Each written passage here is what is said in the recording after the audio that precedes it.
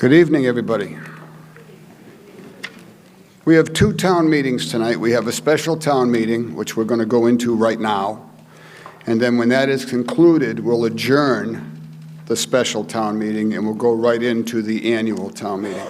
There won't be all new announcements and so forth and so on. So at this point, if we could please rise for the Pledge of Allegiance, and would you remain standing for a moment of silence for our veterans. I pledge allegiance to the flag of the United States of America and to the republic for which it stands, one nation, under God, indivisible, with liberty and justice for all. Thank you. And a moment of silence for our men and women in the armed services, as well as all the veterans. Thank you for your service.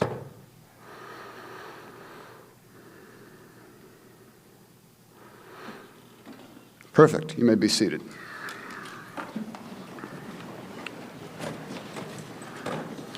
In the very last page of both the special and the annual town meeting, you'll find an amendment form. Anyone wishing to change an article by an amendment, just make that out and hand it to me. I'll hand it to the clerk. We'll read it if there needs to be a second on it, and then we'll vote on it. We'll discuss it. I'd like to introduce to everyone. I've got my sheet a little backwards tonight because I had to make some changes. So to my left, we have Town Council Greg Corbo, our Town Administrator Glenn Cannon, Chairman of the Select Board, Mr. Mark Townsend. Mr. Chairman, would you introduce the rest of your committee? Thank you, Mr. Moderator. Yes, to my left, your right, Vice Chair Dan Ryan, members Sarah Hewins, Jim Hoffman, and John Cotter. Thank you, sir.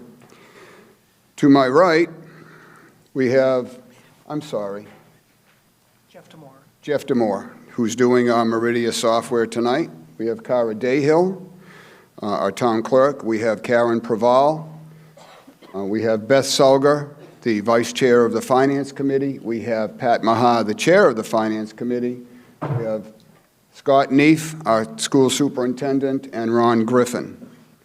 Behind him, Pat, would you introduce your Finance Committee, please? Yes, we have members Jack Spinetto, Jim Elliman, not here right now, Tony Macrina, Walter Cole, new member Mary Keefe, and Jen Cullum. Thank you. We also have our chairman of our Capital Outlay Committee, Beth Sulger. Beth? Your committee's spread all over the place. Yes, we are. We're spread all over. I'd like to introduce first, sitting up here behind me is Jennifer Cullen. She is the vice chairman for Capital Outlay. We have Jackie Lake, who's with the school committee. She is our school committee representative on Capital. And John Cotter from the select board, and he's our Capital Outlay representative. Thank you, Beth. On my left is our school committee. This is what I had to flip this year. Our school committee, chaired by Stephanie Clarity. Madam Chair, would you introduce the rest of your board? Happily, thank you very much. To my immediate left is Kelly Nemi. She is our vice chair. To her left is Katie Sullivan, our current secretary. To her left is Jackie Lake, a member. And then to her left is Bill Cullum. Thank you very much. Thank you.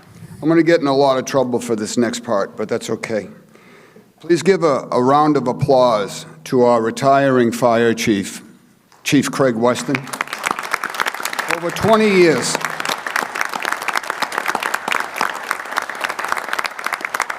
At the same time, if we could welcome our incoming fire chief, Eric Germain, no relation.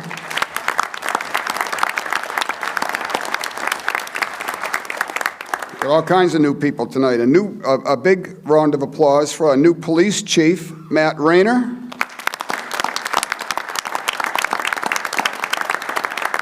And Sergeant Brian Berryalt, who is our incoming deputy police chief.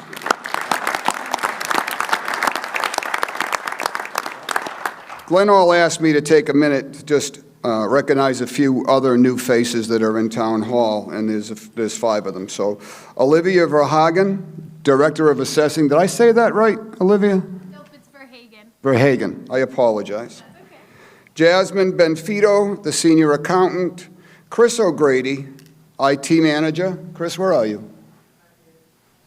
He's hiding someplace. Oh, there he is in the back. Olivia Pryor is our new conservation agent, and Sean Lewis is our new town planner. So just a couple of ground rules as we go on. Each article will be presented by a motion and a second. The sponsor of the article will be permitted to speak before it is open for debate. They will have 5 minutes to present that article, including any presentations. The only exception to this rule will be for the town administrator if he's going to present the budget on an overhead with explanation. Once the article is open for debate, the moderator will recognize speakers standing at the microphone one at a time. If you are unable to approach the microphones, please raise your hand. We have portable microphones that we will bring to you. Each speaker will have 3 minutes, and you get 2 shots at the microphone, 2 times at bat. The first order of business is we need to test the clickers. So you all have a clicker, I assume. On the face of that clicker is a yes, no, and an abstain. We do not use the yellow button. We use the yes and the no. So when you press the yes or the no, if you count to like 2 or 3, you'll see it come up on the LCD display, confirming that your vote was taken. So we're going to do that now, just to do a test. There you go. Will the Red Sox make it to the series? And I'll give you 20 seconds, and you please wait till I say begin your vote. And that will, you can do it now, but you wait till I say begin your vote, and because that turns on the system. So you may begin your vote. You have 20 seconds.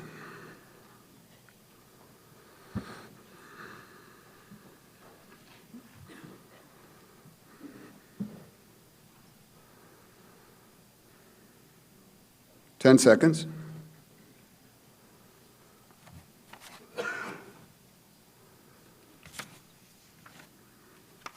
And close the vote.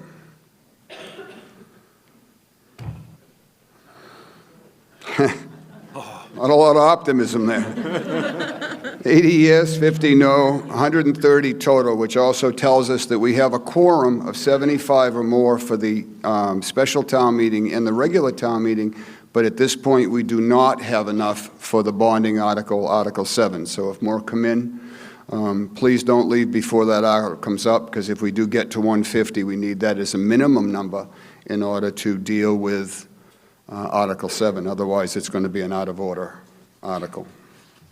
So with that, I'd like a motion to waive the reading of the warrant. So moved. I need a second. Second. Motion made and seconded to waive the reading of the warrant. We can do this with a voice vote. All those in favor? Aye. Any opposed? Okay, I'd also like the authorization to allow 3 non-residents to speak on the special town meeting only. And this is Glenn Cannon, our town administrator, Greg Corbel, our town council, and Karen Praval, our finance director. I'll take a motion. So moved. Second. Motion made and seconded. Again, we can do this with a voice vote. All those in favor? Aye. Any opposed? Perfect. So Article 1. Mr. Moderator, I move that the town approve Article 1 as set forth in the warrant. Second. Motion made and seconded on Article 1. Who's presenting? Chief Ryan. Good evening, Michael Ryan, 20 Purchase Street, your EMS chief. This article is to transfer money from the ambulance fund into our salary account for FY26 based on a projected shortfall due to our very large increase in call volume and staffing hours that have been required to meet the needs of the town just in the first 10 months of the year. So this money is coming straight from the ambulance fund for appropriations, so there's no money coming out of the tax revenue. It's coming out of our account to go back into the salaries to cover for the rest of the fiscal year. Thank you, Chief. We'll open it for any comments. Oh, seeing no movement to the mic. We'll put this up for a vote. 20 seconds, and you may begin the voting now.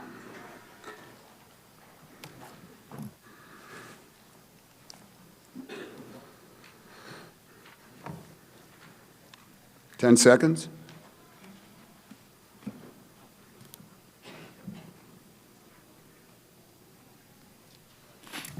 And close the vote.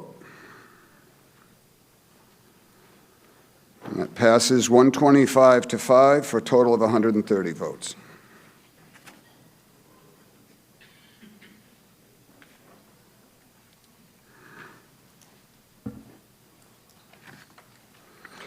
Article 2, I move that the town approve Article 2 as set forth in the warrant. I need a second. Second. Motion made and seconded for Article 2, supplemental appropriation for fiscal year 2026 North Carver Water District budget. Mr. Belbin. Hello, Robert Belbin, 26 Gate Street. I am the chairman of the North Carver Water District. I presented a budget prior to last town meeting of $1.3 million to cover everything that we needed to do at the North Carver Water District. The Board of Selectmen went ahead and cut that budget to $650,000. That was clearly not enough because we still had to comply with a DEP audit, DEP order, which we had to hire a distribution operator and an engineering firm. And our board hired a very good engineering firm that specializes in water. And they're in the process, almost done. I think we got 2 more items to check off, and we'll be in compliance with DEP. But we had to pay for that. We also got hit with a $100,000 bill from Middleborough for water. That hit us hard. Everything that we've done at the North Carver Water District for this past fiscal year that we're talking about here has been needs. Not wants, needs. Came here last year and I asked the Board of Selectmen and the town administrator, what are we supposed to do with the $650,000? And they all sat silent. So with DEP, we either comply or we get fined. And in the consent order that they gave us, there was a $25,000 fine and the possibility of jail. That's what it said. I'm not going to jail for this town. No way. I didn't get us into this situation. So that $250,000 is well spent. Went over budget? Yeah. We had no choice. This year, you'll also be turning around and the town water department's going to be asking for $100,000 to comply with DEP too. So just want to let you know, that's what I did. That's why we went over budget. That's all I got to say. I am open for questions. My meetings are always open to the public. I've been totally open and up front with the North Carver Water District. So thank you very much. Thank you, Mr. Belbin. Any other comments? Yes, ma'am. Brenda Bacall, Kennedy Drive. I just have a question. We were here at town meeting last year. Didn't we vote to turn North Carver Water District back over to Select Board? Where are we with that? We did vote to dissolve the district. Yes. That requires a home rule petition that we did, and it's sitting in a drawer at the legislature. We haven't heard back from the state. So do we know who in the legislature would help get what the town voted to do done? Mr. Moderator, to the best of my knowledge, the Senate has approved the home rule petition, but the House of Representatives has not. So would it be our representative that should bring that forward to them in, okay. That is my understanding, If our yes. representative is here, I guess we could ask if he could please do that, because I feel like we're giving money to something that might just be kind of coming back. I don't know if he's here. I have not seen him personally. Mr. I'm Moderator. not sure. And I Representative Gasky, are you in the room? I don't believe he's here. Mr. Moderator. She's still talking, Bob. Excuse me. Okay. I wanted to answer And I questions. do want to say that you guys, a lot of you may know, Cranberry Village was here trying to get the wells back for a while, and we did have ourselves some DEP issues. And DEP will work with the water source if they see that they're showing good faith and they're trying to get things done. so that you won't wind up jailed and you won't wind up in fines and all of that. So they will work with us, so it's not always a major emergency. So fear should not be driving this, I believe. So I just wanted to say that. Thank you. Mr. Belbin. So the legislature, as Mr. Townsend said, the Senate did vote on it. It was sent to committee through the House of Representatives. It sits in there until they finally take it out of committee and they get a vote. Typically, what I found out is that a lot of these home rule positions, they like to do them all at the same time. They don't like to piecemeal them. So that's pretty much what I feel is they're waiting for, is to get them all ducks in a row. As for, again, the DEP, prior to me becoming a chairman, they had a unilateral consent order prior to me. All right? Another one was given to us that had a $100 fine per issue per day. Okay? If DEP wanted to, anytime, they could turn around and say, you haven't complied. They have been extremely good with us because we spent the money and hired the distribution operator. We're knocking down the 15 items that they wanted done, and we had no choice. Bottom line is, we had no choice. It's either that or pay fines, and I'm not going to pay fines because I want to get this done. Any other comments? Any other discussion? Hearing none. Take 20 seconds on the clock. You may begin your vote. Article 2, the appropriation for North Carver Water District. You may start now.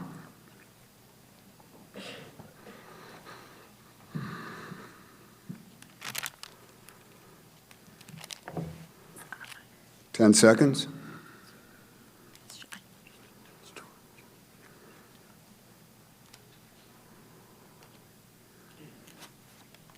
Close the vote. Passes 94 to 40 for a total of 134.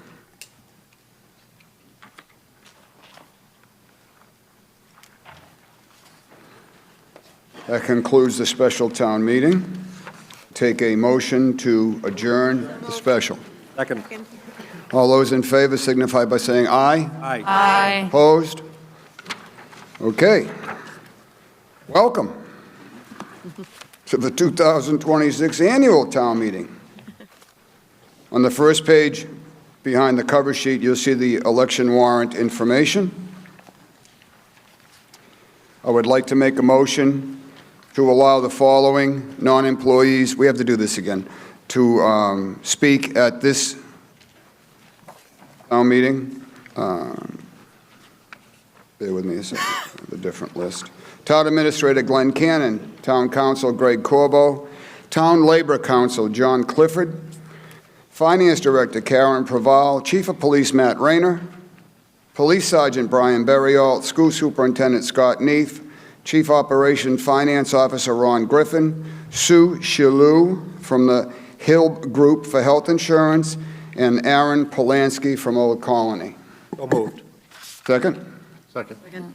Motion made and seconded. All those in favor signify by saying aye. Aye. Opposed? Perfect. Same as the last time, we're going to waive the reading of the warrant. I'll take that motion. So moved. Second. All those in favor of waiving the reading of the warrant? Aye. Opposed? Great. Same as before, 3 minutes, 2 times, 5 minutes on the clock for a presenter. And we will go right into Article 1. I move that the town approve the 2025 annual report. Second. Motion made and seconded on Article 1. Any discussion? Yes, Robert Belvin, 26 Gate Street. I have a 3 minutes, question. Bob. Can you explain how a special committee is given that process here? It says to abolish any special committee, not submitting a report. How would a special committee for the town meeting here, how would that be done?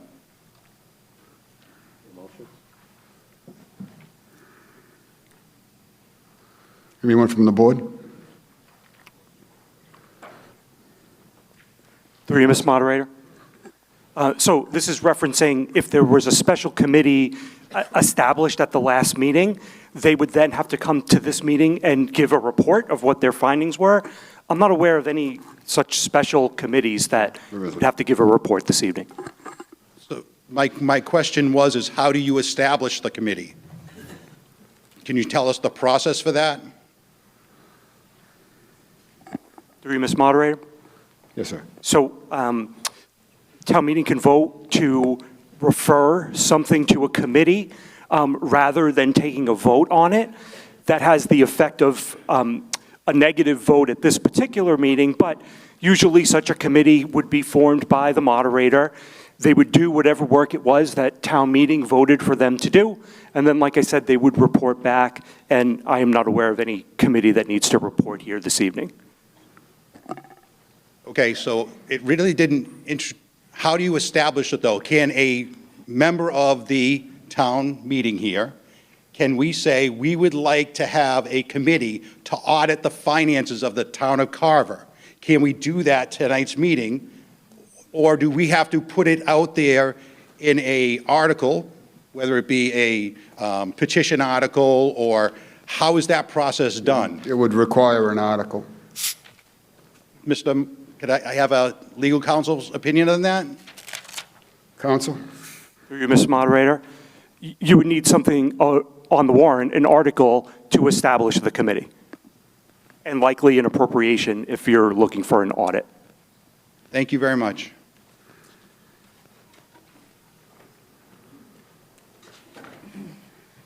Any other comments on Article 1, the annual town report?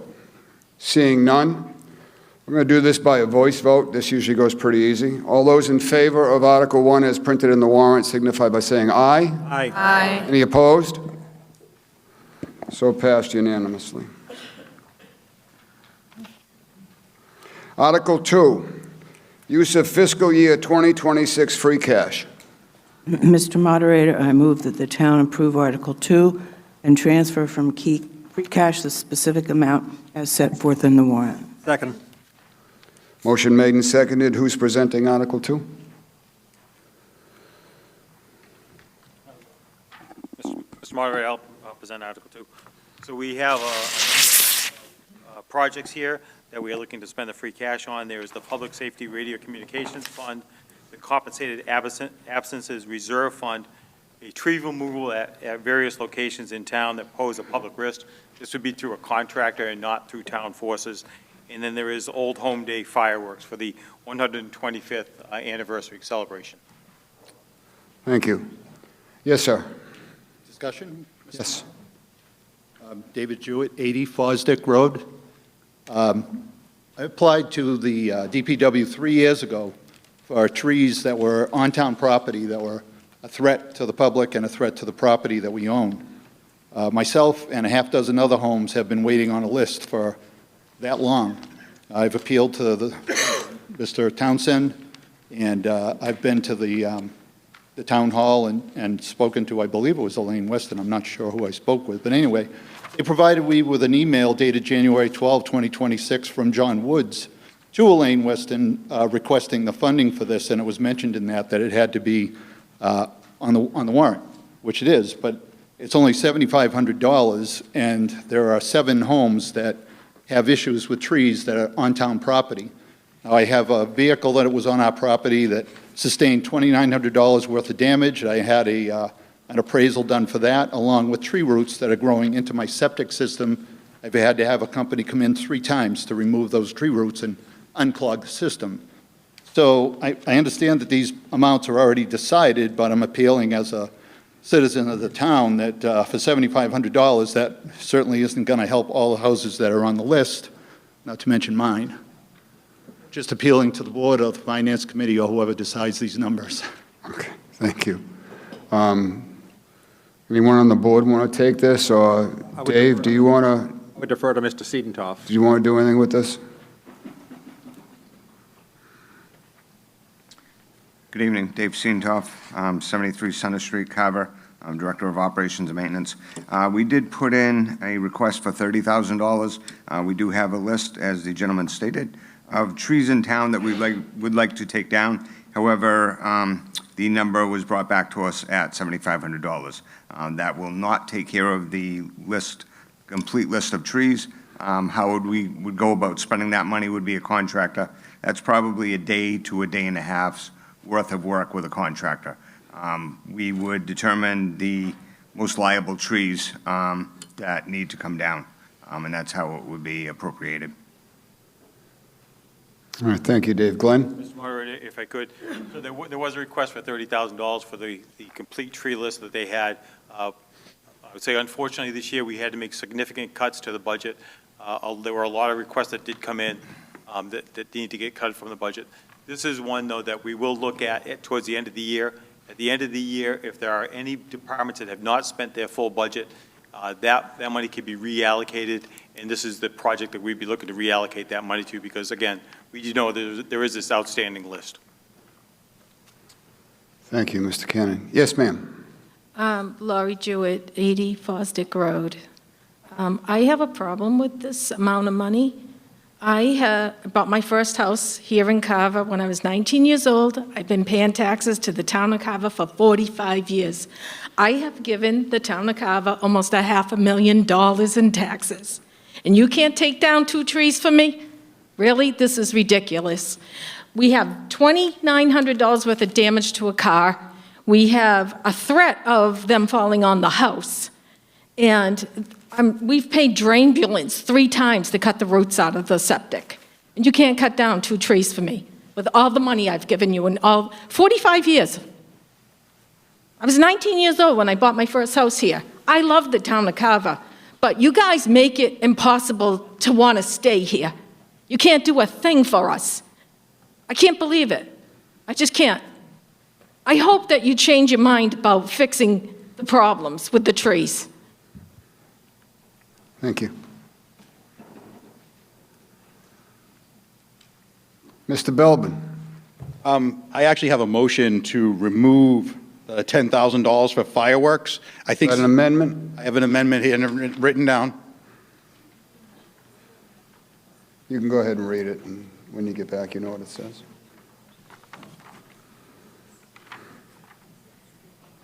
My motion is just to remove the $10,000 for fireworks. If we have such a financial strait, I think that's a want, not a need for this town.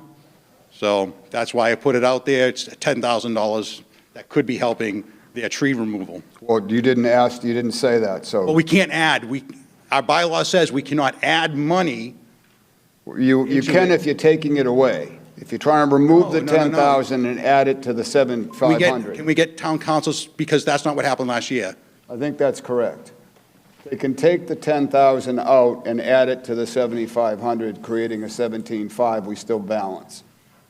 It's a pay-go system, so. That's correct. The sum total of the article would be staying the same.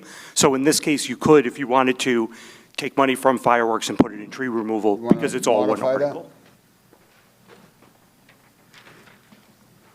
So if I'm not mistaken, Mr. Belbin's going to create an amendment that's going to remove item D, Old Home Day fireworks for the 125th of $10,000, and move that $10,000 into item C, tree removal for various locations in town which pose a risk to the public. You can also read it if you want. I ad-libbed it. So. My motion never got second, so we'll start this again. Motion to remove $10,000 for fireworks and put money toward tree removal. All right, that motion is made and seconded. Now, also, there's a small change tonight. Rather than force them to type everything into the screen, it's just going to simply say amendment to Article 2, and then I'll read it a last time before we vote. This way we don't have any problems with any typing errors that don't match the amendment form. So just to let you know. Ms. Pratt, you wanted to? You want to explain this, but you want to go further, Bob? Or you I think just it's self-explanatory. Okay. Jennifer, you want to get up? Or? Go ahead. My name's Emily Slavin at 179 Main Street. Just for those of you who say you love to live in this town, I want to give you a little bit about what Carver Old Home Day is. We're a nonprofit group of volunteers that have organized and worked the day, the last Saturday in July. We provide a fun day for our community to gather. We also offer scholarships to local seniors. This year is our town's 125th Carver Old Home Day, and we're asking for the town to grant us $10,000 for fireworks. This is the same we asked for 25 years ago. As you know, everything has tripled. We are out fundraising for the difference to make this a possible day for everyone. We are going to our local families and businesses, and we hope this donation will help us to be able to bring fireworks and a fun-filled weekend to this town. Thank you.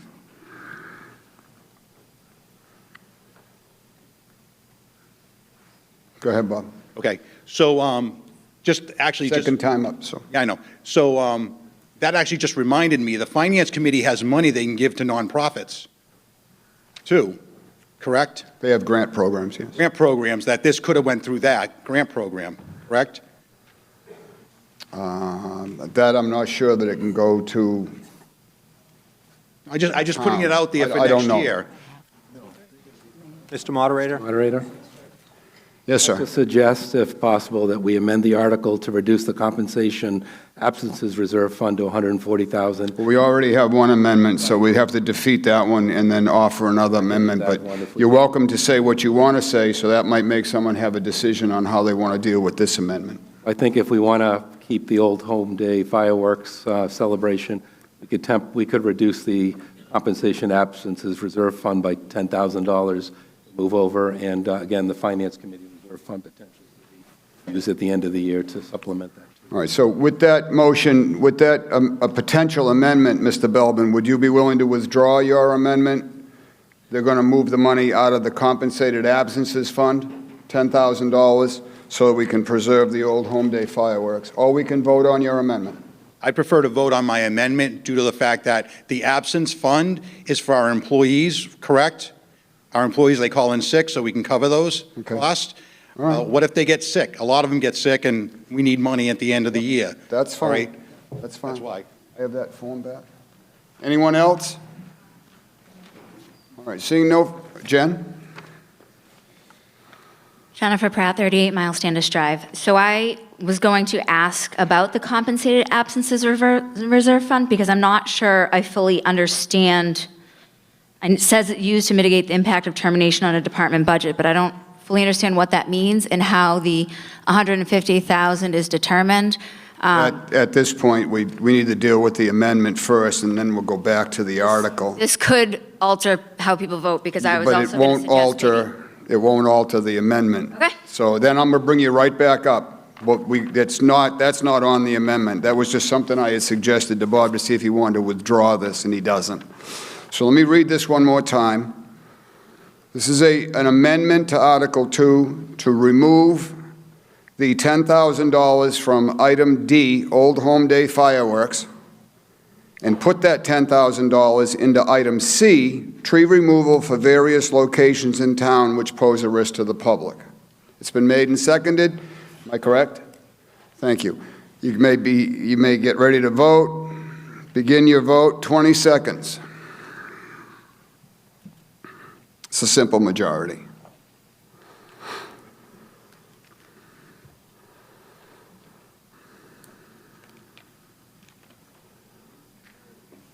Five seconds. And close the vote. 74 yes and 72 no. It passes by 2. So Article 2 will come back now as amended. 72.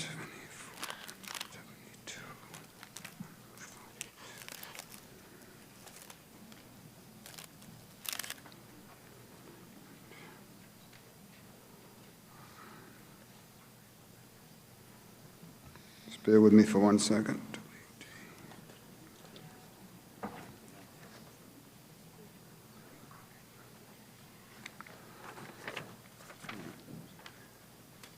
That.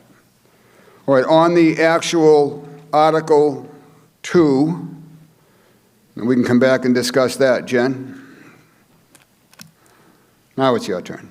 Thank you, Alan. So I was hoping somebody could explain how the amount for the compensated absences reserve fund was determined. It seems to be like a blanket amount that's there just in case. And while my home is certainly not impacted by trees, my heart goes out to homeowners whose homes are. And so I think that we should still perhaps move 10,000 to make the tree removal almost fully funded, because we do pay taxes, and that's terrible, in my opinion. Okay, so Somebody can explain that amount and how it was determined, please. you're welcome to make that amendment as well if you want. Anyone want to give that explanation to this nice young lady? Mr. Moderator. So on the compensated absences reserve fund here, there's really two components to it, and one, it does use the word terminated here. There are also retirees. So on the retiree end, generally retirees tell us what date they're going to retire. They might have a certain amount of vacation time or personal time on the books that we have to buy out. That's a legal requirement. Food Labor Council will confirm that. But so those numbers we can calculate. And then we do estimate, maybe somebody will be moving on within the town. They may get a different job. They may get terminated from their job. And then in that case, we do have to have, again, this fund to be able to pay out their vacation time and their personal time. So some of it is fairly well estimated, and then some of it is just an estimate of how many people we think are going to move on. I think you saw tonight there were 5 new, well, even more than that, 7 new staff members introduced tonight. Those are all staff members that have moved on from the town of Carver. So it does happen quite a bit during the year, more than you think. Maybe this year was a heavy year, I'd say, but it does happen. Thank you. Anyone else?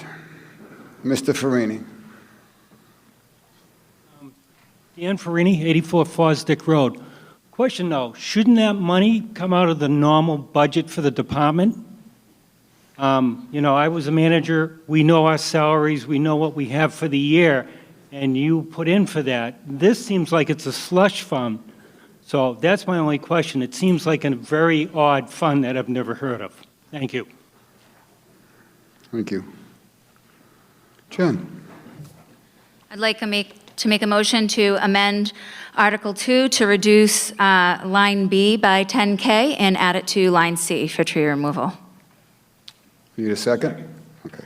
Motion made and seconded. So now that is going to increase line C to $27,500, and will reduce compensated absence down to $140.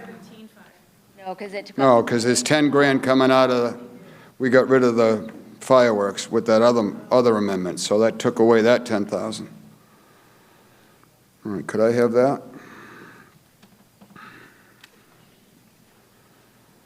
Thank you.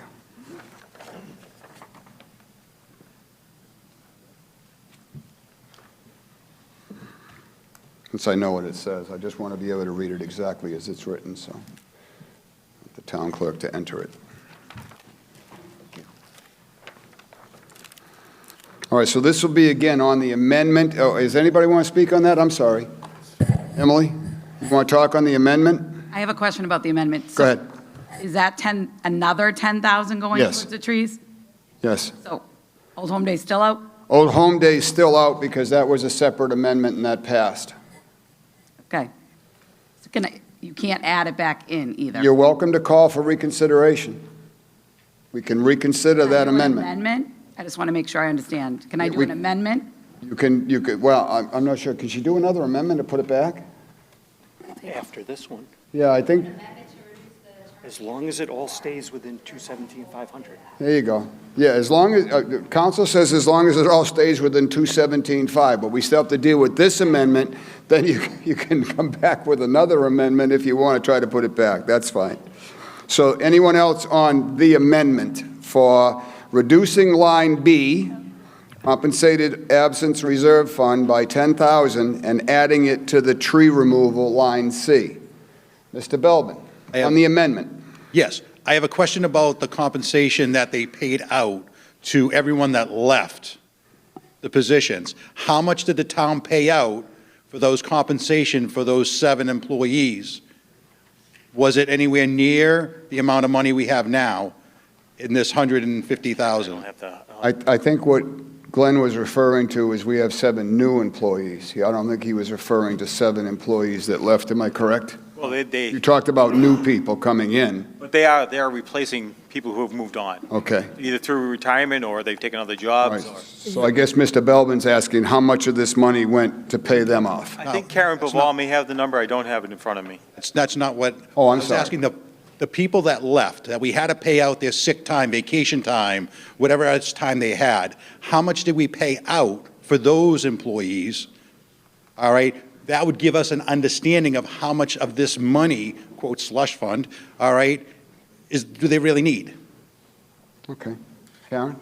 Through you, Ms. Moderator, the town, in our compensated absence fund, we use that fund to cover employees that leave the town. So that would be including their vacation time, sick time. A lot of it's based on their contract. At the beginning of July, we had $135,000 in this fund. We have around 150 that's put into this fund each year, and we spent $307,813 in FY26 between July and now to cover the members in public safety and other employees that left. So this money that we put into this fund covers employees that are leaving and their contracts in terms of what they're entitled to be paid out. So it was $300,000 this past year? $307,813.07 as of today. Okay. Thank you. Yes, ma'am. This is on the amendment, right?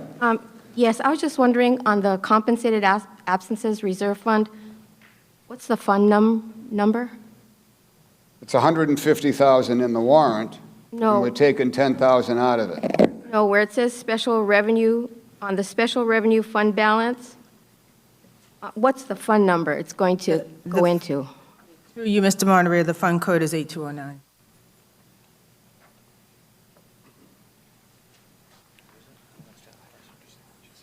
It looks like it's a 15 number, 15-digit number. What page are you on? Our fund codes begin with an 8,000. It depends on what fund, but our fund codes begin with an 8,000. This fund code is 8209. The total budget. Is that the first 4 digits? Can you tell me what document you're looking at, and I could probably help you? I don't know what she's looking at. On the You back page of 2? the annual report, So there's a list of special revenue funds. So in the special annual report, there were part of the balance sheet is not listed in the annual report. What you see in your annual report are the special revenue funds. This particular fund falls under trust. It's an 8,000. Oh, where are the trusts listed? It's not listed in the annual, it should be in the annual report, it's not in the annual report this year. Is it going to be on the There board? was a mistake with the printout from the printer, and it didn't include the following funds: capital, enterprise, agency, and trust. And so in your annual report, which is that How do we know, so could you let us know which fund number it's going into, so that when it goes into a fund or a revolving fund, we know which number it's going into, and so that when we get to when we're talking about healthcare, we know where that claims trust number is? I'm going to rule this out of order. Enough. Okay, This is thank you. not on the amendment. This is more digging into what this entire fund is, and now we're getting into annual reports. We need to discuss the amendment. Okay, and I'm only sorry. the amendment. Okay, I'm sorry, I just wanted to know what the number was. Thank you, I You'll apologize. have your opportunity to ask that very question, I'm sure, sometime later on tonight. I'm sorry, thank you. Anyone else on the amendment? Seeing no movement to the mic. The amendment, again, I'll read it, is to reduce line B, the compensated absences reserve fund, by $10,000 and add it to line C, the tree removal for various locations in town which pose a risk to the public. That will bring that account up to $27,500 because it adds $10,000 on this article and it added $10,000 on the last amendment. So we'll put 20 seconds on the clock and you may begin voting.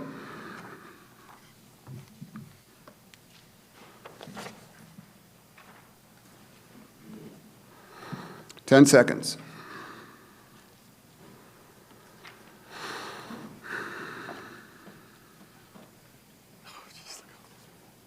And close the vote. And that also passes 79 to 70 for 149.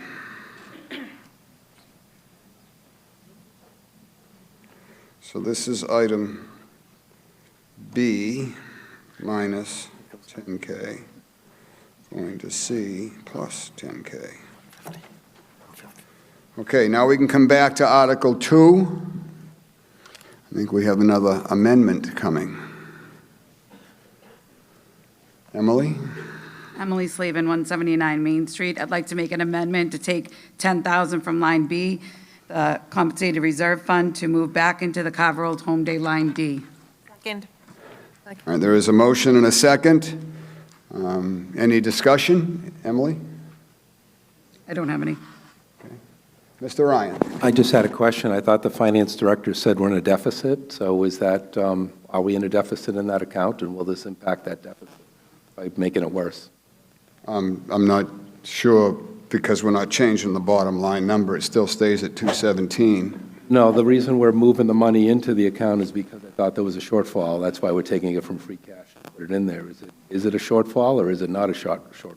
Through you, Mr. Monitor, the shortfall for the compensated absences in FY26, it does not affect FY27.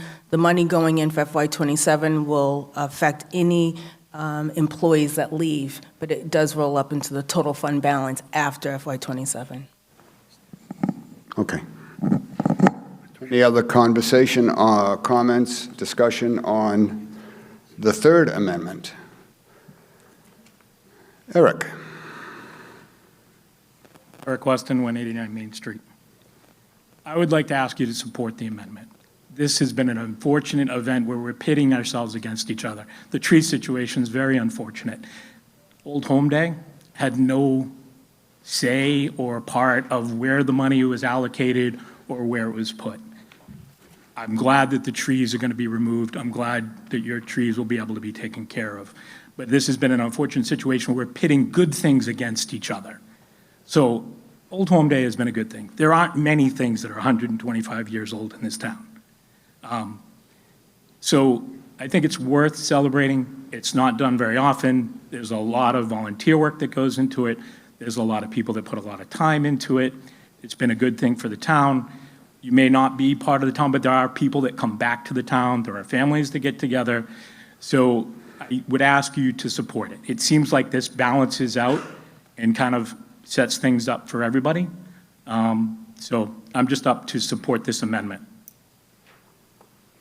Thank you, Eric. Anyone else? Seeing no movement to the mic. I will read this exactly as written and then hand it to the clerk. This is an amendment to, I would like to make an amendment to take $10,000 from line B, compensated reserve fund, to move it back into line D, Carver Old Home Day. 20 seconds on the clock, and you may begin the vote.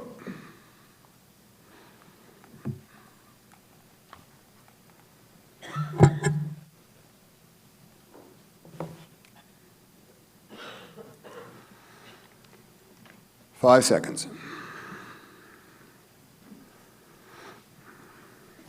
And time is up. Close the vote.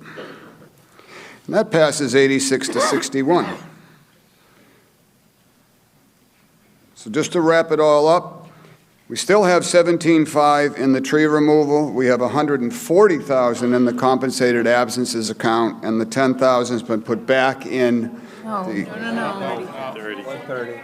No, we just put the 10,000 out of there back into. No, we took it out of the compensated absence. We didn't take the, we did take the, so the 27.5 is still in the, let me see that. How many amendments? Absentee is 30. Show up for work. Oh, we're taking it out of line B. I apologize. So we have 27.5 in the tree removal. We have 130 in the compensated absences, and the 10,000 is put back in Old Home Day. Any other now we're coming back to the article as all of that is happening. Any other discussion on that? I think this is going to be easy. All right, begin the vote. 20 seconds. Damn it.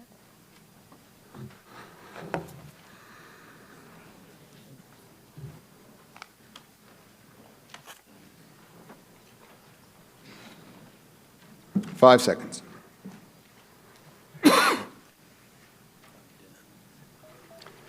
Close the vote. That passes 131 to 21.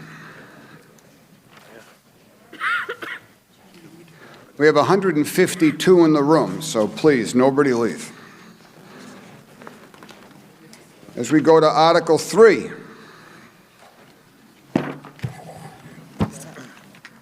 Mr. Moderator, I move that the town vote to approve Article 3 as printed in the warrant. Second. Motion made and seconded to approve Article 3 as printed in the warrant. Presenting?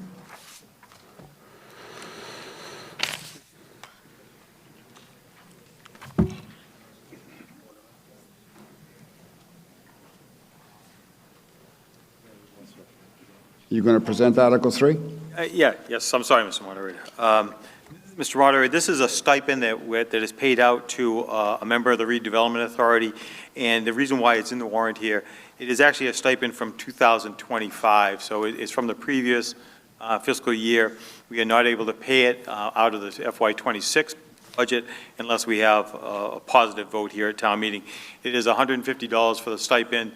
This is a small amount of money that committee members are paid to attend the meetings and do the work of the town.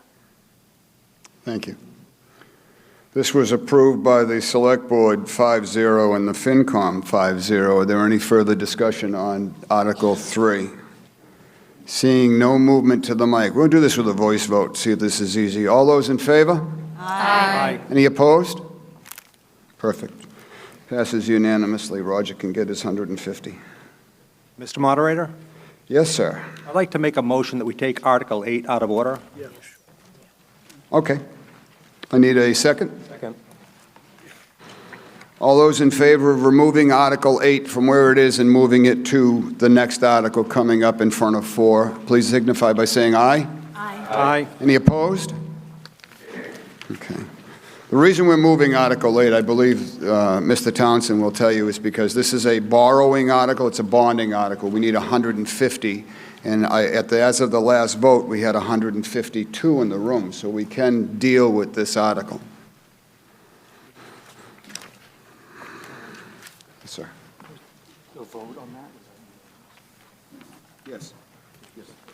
I'm sorry. That Article 3 vote was unanimous.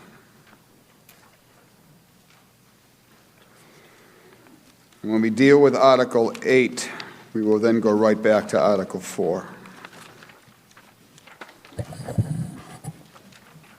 Okay, Mr. Moderator, I move that the town vote to appropriate the sum of $1,401,750 for the projects listed in the warrant, including all costs incidental and related thereto, and that to meet this appropriation, transfer the sum of $70,000 from ambulance receipts reserved for appropriation to be applied to the EMS command vehicle, and the treasurer, with the voted approval of the Select Board, is authorized to borrow $1,331,750 under GL 4471 or any other enabling authority, and to issue bonds or notes of the town thereof. That the amount listed above for each project are necessarily estimates, and that more funds may be allocated to one or more projects, and less to others, so long as, in the judgment of the town administrator, each project can be completed within the total amount of the appropriation approved by this vote and the treasurer. Town administrator and the Select Board are each authorized to take any other action necessary or convenient to carry out these projects. That motion was made and seconded, and correct me if I'm wrong, item 8 on this list is not part of the borrowing. Is that correct? Item 8 is the EMS? Correct. Item 8 is not part of the borrowing. So we're going to break out item 8, and we'll vote on that separately, because that's not part of the borrowing bond. So we'd be dealing with items 1 through 7. We can break them out individually if this body so chooses, or we can take them as a group, 1 through 7, and then we'll deal with 8 individually. Who's presenting? Would be Beth? Yeah, I'll present. Speak up now. Good evening. The Capital Outlay Committee this year was presented with no funding options other than to borrow money, which is why we're here tonight. This was a very tough budget season for the committee.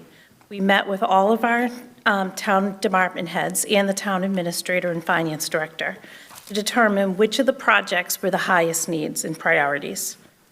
We are recommending for the town to borrow the $1,331,750 to purchase capital assets for the town and the school.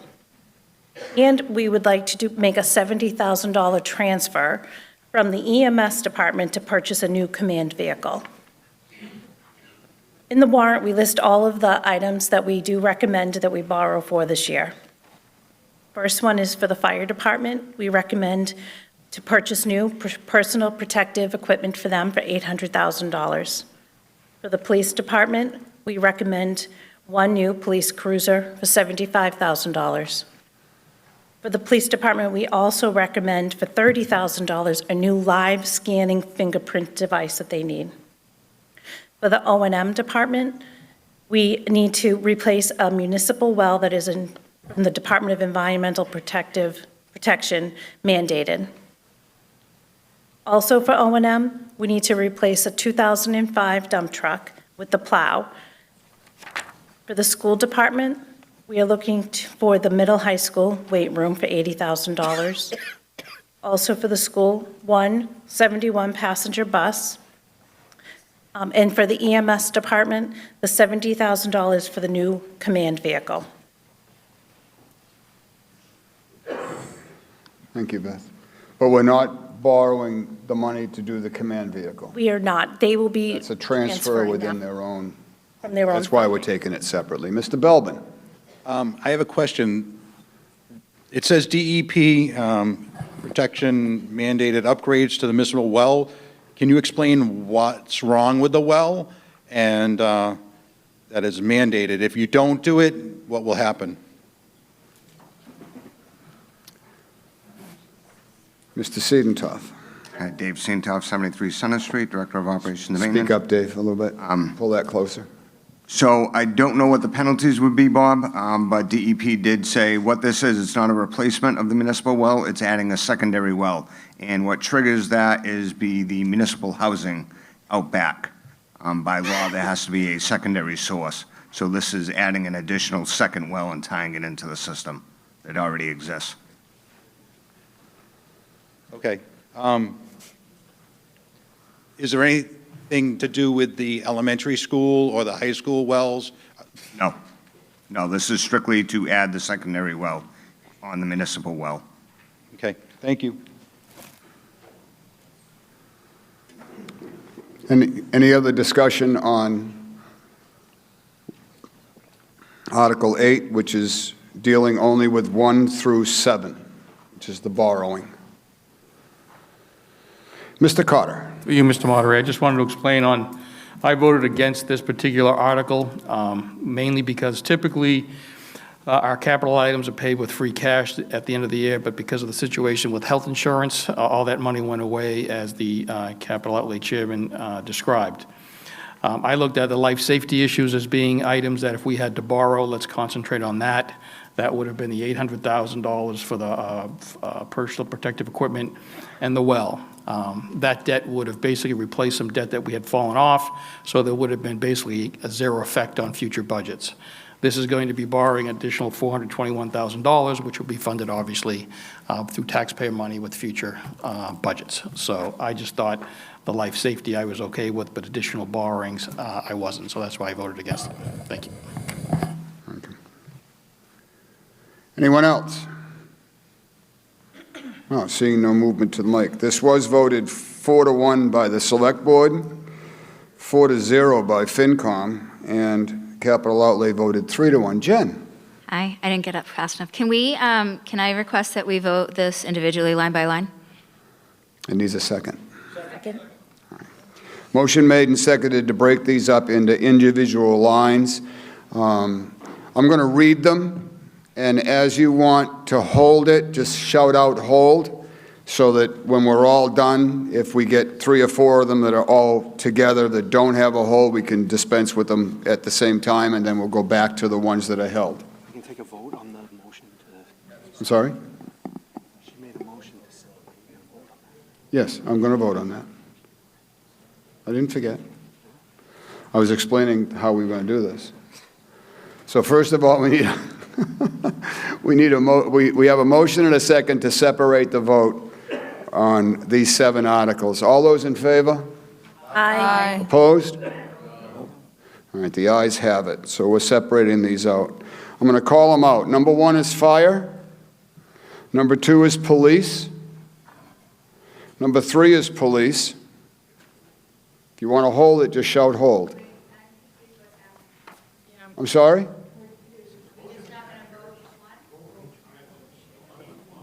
I'm not understanding what you're saying. Yes. Correct. We voted to separate the vote. I'm reading them off. You can hold them if you want. You want to go down all 7 individually and vote on each individual line? Mr. Martin, that's the way that Fine with me. it was for. All right, on number 1, replacement of personnel protective PPE gear for $800,000. Any discussion? You want to do this with a voice vote, or you want me to do the clickers? Clickers. Fine. 20 seconds on the clock, seeing no movement to the mic. Begin the vote.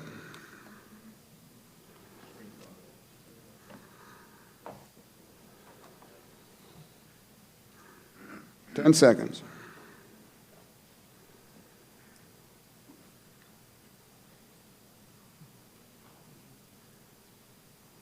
Close the vote. That passes 106 to 13 for 119. We get into a problem here now. Where's the quorum? So, you have to ask Karen. No, we do have to vote. We only had 1 vote that was 152. How many people do we have checked in? We had 152, but sometimes not everyone chooses to vote. That's why we need to know. They're confused. That's why we need to know how many checked in. So, Donna, could you tell us how many you have checked in, please?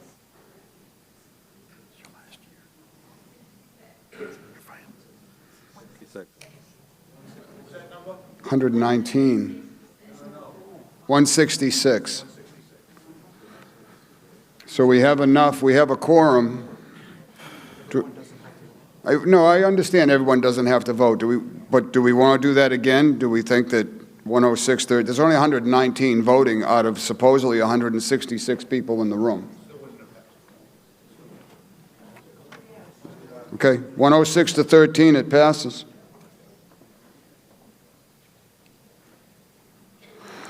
Item 2, a police cruiser replacement, frontline cruiser purchase and equip, $75,000. Any movement? Seeing none, be 20 seconds on the clock. Begin your vote.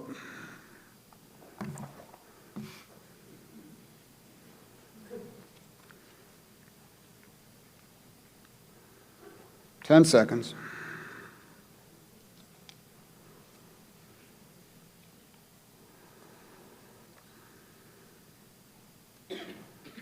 Close the vote. That passes 91 to 42. Item 3, live scan fingerprint device, also for the police department, $30,000. Any discussion? Chief Rayner. Welcome. Thank you. Matt Rayner, Chief of Police. A lot of people might not realize what this item is. This is a fingerprint scanning that's in our booking area. We were told by Mass State EOPS that our machine is no longer serviceable. It's end of life. They will not provide any updates for it anymore. They will not service the digital scanner. So if it was to happen to break, we would have a major problem. This device is what happens when someone comes in to be booked. Their fingerprint, this device is what fingerprints them and uploads the information to the state. It's an absolute critical need for our booking area. Thank you, Chief. Any movement to the mic, any discussion? All right, 20 seconds on the clock. You may begin the vote.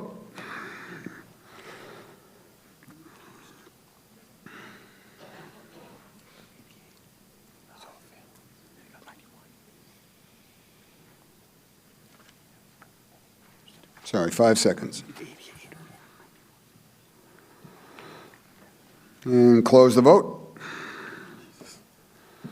141 to 15, it also passes.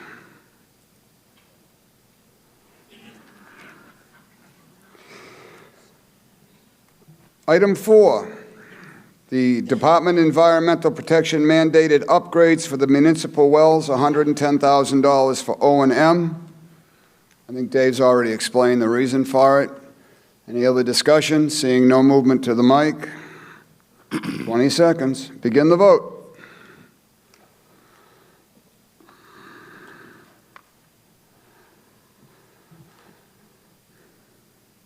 Ten seconds.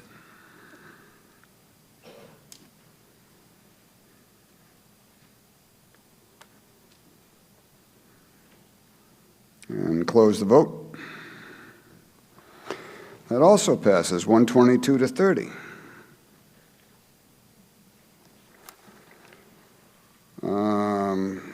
Again, for O&M, item 5, replace a 2005 one-ton dump truck with plow, purchase and equip, $95,000. Any discussion? Dave, you want to talk about this? Anyone have a question about why, or? Okay, seeing no movement to the mic, give me 20 seconds on the clock and begin the vote.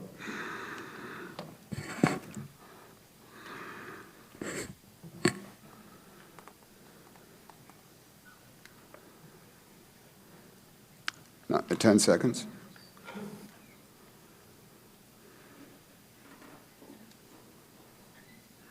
And stop the vote, close the vote. That also passes, 107 to 44.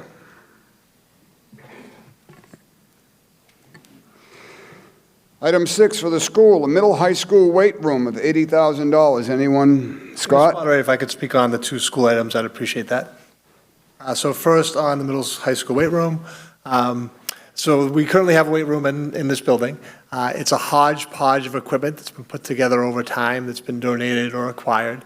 And right now, it really has become a standard, especially at the high school level, for the athletic programs, for students to have a modern, up-to-date weight room. It's been on our capital request list for a couple of years. I think it's something that our student athletes and all our students need. And, you know, obviously this would create a modern weight room with all new and up-to-date equipment for our student athletes. In terms of the buses, I know we often talk about the buses at town meeting. I will note that the last 2 town meetings, the school has foregone a bus. We've taken a bus off the capital list. And transportation costs are actually a huge driver of costs for school districts throughout Massachusetts. I know we often talk about the cost of the buses. Excuse me, Scott. We're doing these individually, so let's do the weight room. You'll come back. I was going to just deal with them both, but if you want me to back off the buses, I'll back off the buses. Yeah, let's do the weight room because we broke them up, and then I'll bring you back for the bus. Okay, thank you. So on item 6, the school, middle high school weight room for $80,000. Any further movement to the mic? Yes, sir. William Hunter, 4 Lakeview Street. I just would like to, through the moderator, ask, is this the standard for high schools? Because I teach at a high school and we have a hodgepodge of equipment, a lot that I donated to the high school I work at, and I would have donated to Carver if Carver had asked. I think the fairness to that question is it's becoming the standard. It's becoming. Yeah, I think that's the direction most schools, districts moving. Like communities nearby. And certainly in southeastern Massachusetts. Okay, so Wareham has spent that much money on a weight room. That I can't speak specifically to specific towns, but it certainly is it's becoming the standard. Thank you. Stephanie, Hello, Stephanie Clardy, 26 Russell, Trufant Road. pick up a little bit. Oh, sure, my apologies. Thank you. Stephanie Clardy, 26 Russell, Trufant Road. One thing I just wanted to add, in addition to what Mr. Neef had already stated, redoing this weight room would benefit all of our students in our building. And I just want to emphasize that we have a lot of coaches at the high school level that invite students from the lower grades to come practice with the teams. So So this has been a great opportunity for our students to build community, for the younger students to get to meet the varsity athletes, to get to work out with them, and establish those relationships. And from what I've been able to see personally, it has helped grow our teams. It has created more of a sense of camaraderie and pride, which I think has shown through the success that our athletic teams have had. And I also just wanted to briefly mention that this would also benefit the health and wellness pathway. Mr. Neef, if you could please add to that. Thank you. Sorry, I stepped in, Mr. Clerk. That's okay. If you could just explain how it would also enhance. Well, health and so wellness one of our pathway. pathways is the health and wellness pathway, which includes a fitness component where students are learning how to use that fitness equipment and also working towards developing strength and conditioning courses. So we do offer a strength and conditioning course that the weight room would also be used for. Thank you. Thank you. Thank you. Anybody else? All right. On item 6, the middle high school weight room, $80,000. Voting is open. Cast your vote. 20 seconds.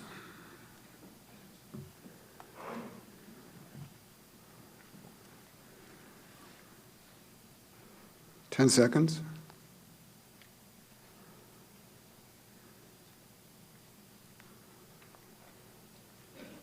And close the vote.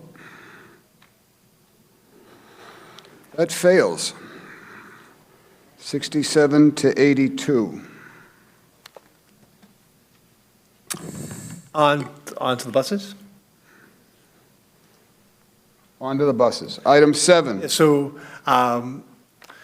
by the school department running its own transportation system, I know this has been discussed many times at town meeting. It is a cost saver for the school district. Bus costs transportation costs for school districts is a huge driver of cost for a lot of communities, and we're able to maintain our costs a little bit because we run our own transportation system. I understand that running our own transportation system requires that we purchase a bus and have a replacement cycle.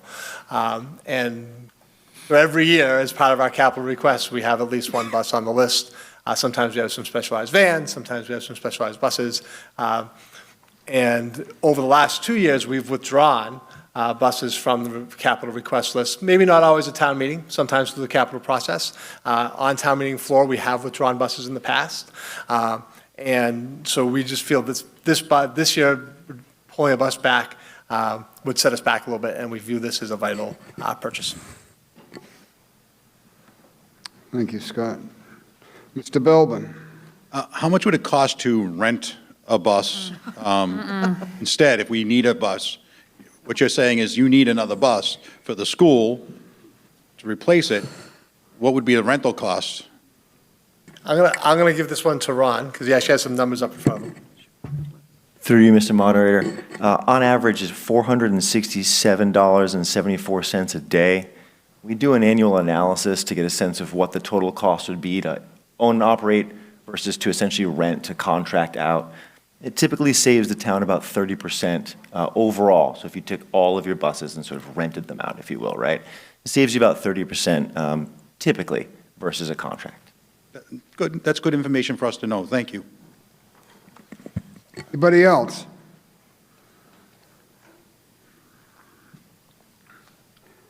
Yes, sir. Good evening.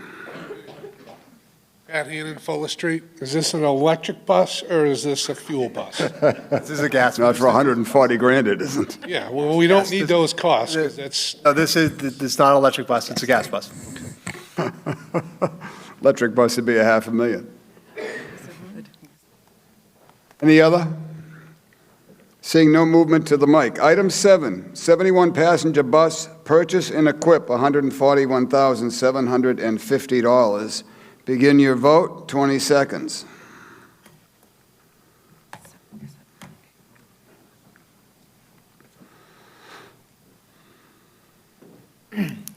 Ten seconds.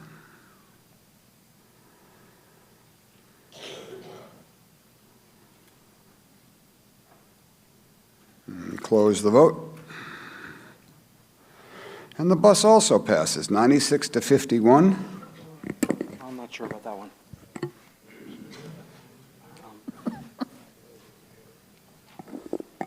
Mr. Moderator, Mr. Mott, can we count that one? 9651?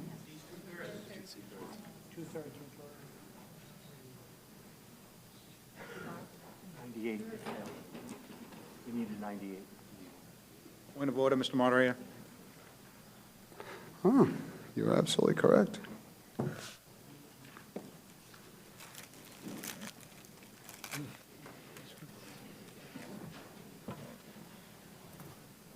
So they are required two-thirds.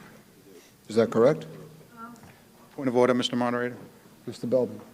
I think it is whatever the number is when they walk through that door, all right, it's the 150 when they walk through the door. It's not the actual count of the votes for each one. We're not arguing that count. Okay, that's what I just want to make sure. No, I'm not arguing that count. So the 147 isn't playing into this, but this fails because it's a two-thirds vote. So I've been declaring the other ones passed when they may not have been a two-thirds vote. Are you sure? Wait, room bus. 91 to 42. Okay, you're right. No, yeah, that's right. Right, so it fails also. So the bus fails.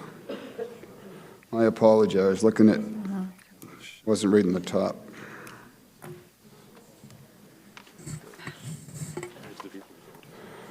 So now do we vote on the overall, or do we still need to vote on the overall article? We just go to article, okay.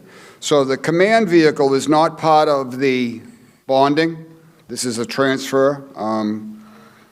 Command vehicle and mass casualty incident response purchase and equipment for $70,000. Chief? This is not, we're not borrowing money for this. Good evening, Mike Ryan, 28 Perch Street, Chief of the EMS Department. This vehicle is an additional vehicle. We're updating our staffing as of July 1st and refilling the full-time Deputy EMS Chief's position based on the fact that we are so busy and our call volume is so high. This vehicle is being purchased through the state bid list.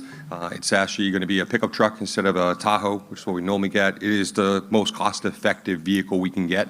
The Tahoe's costs up to about $90,000. We can get this for $70,000. Again, the money is coming directly out of the ambulance fund. It's not coming from any other source, and it will be used as an additional response unit for our town to provide responses to calls, and including any significant major incidents as well. Thank you, Chief. This is a simple majority. Any other discussion? I'm sorry? Yeah, it's not two-thirds. This one on item 8 is a simple majority because it's not a borrowing article. This is a transfer. So it's a majority vote. Thank you. Be 20 seconds on the clock and you may begin your vote.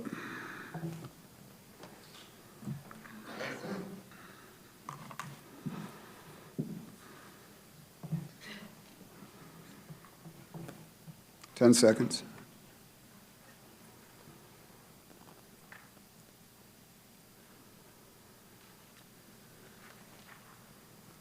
And close the vote. And that also passes 128 to 19 with a simple majority. So you want to do the whole article? We're done. All right, so Article 8 is done. Thank you. Mr. Moderator, can I make a motion to re-vote item 7 on that? You want to reconsider item 7? Sorry, yes. Need a second? Motion is made and seconded to reconsider item 7, which is the school bus, purchase and equip, $141,750. There is no debate on a reconsideration vote. So we'll just take this right to a vote. I'll explain it. A yes vote means we will reconsider item 7 only. A no vote means that the previous vote stands and it's dead. Begin your vote, 20 seconds. This is to reconsider and reopen item 7.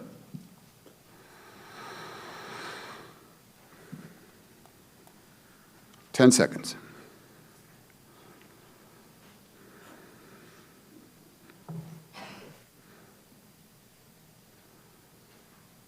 Close the vote. And yes, it passes. Excuse me? It's not a two-thirds. Reconsideration is two-thirds. I'm sorry, it fails. It fails. Item 7, the reconsideration fails. What's a simple majority? Reconsider just a simple majority. 50-50. Mr. Moderator. Reconsideration requires a two-thirds vote. Oh, reconsider. All right, so you Mr. would Weston. ask a question, so now I can't ask a question, I guess. You can ask a question, go ahead. Well, it's Pretty easy, yeah. what I was looking for is to be educated before we did this, because while I don't want to borrow money, I wanted to understand the need for the bus. What I was hearing was we'd put this off several times. What I'm hearing is that it was a cost savings to us over time. This will come back. I don't know a cycle of debt where you buy something on a regular basis and you put it off for too long where it doesn't come back and cost you more. So what I was looking for the school was, based on the increases we're seeing in vehicle costs and everything else and inflation, what was this going to cost me later on when you come forward to replace the buses that we keep putting off? So, Unfortunately, a motion to reconsider is not debatable, and you need to call it. That should have been made, no disrespect, Stephanie, but that should have been made when you made the motion to reconsider. Okay. So, I apologize. we should just, we should keep this in mind for future years. Just, not that I want to borrow, but I think it could cost us more later on. I heard a point of order. No, a motion to reconsider requires a two-thirds vote. So now we're going back to Article 4.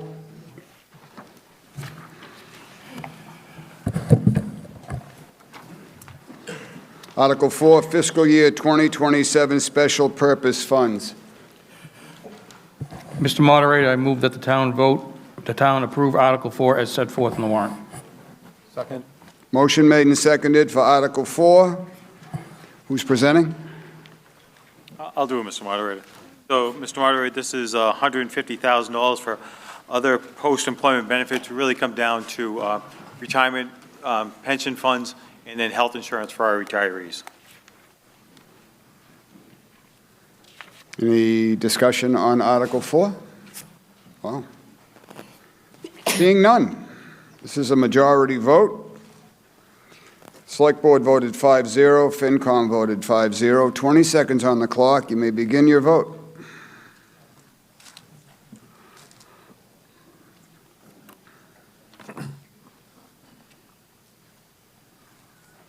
Ten seconds.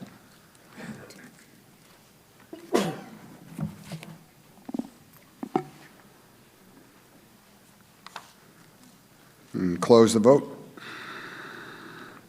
Article 4 passes 113 to 32.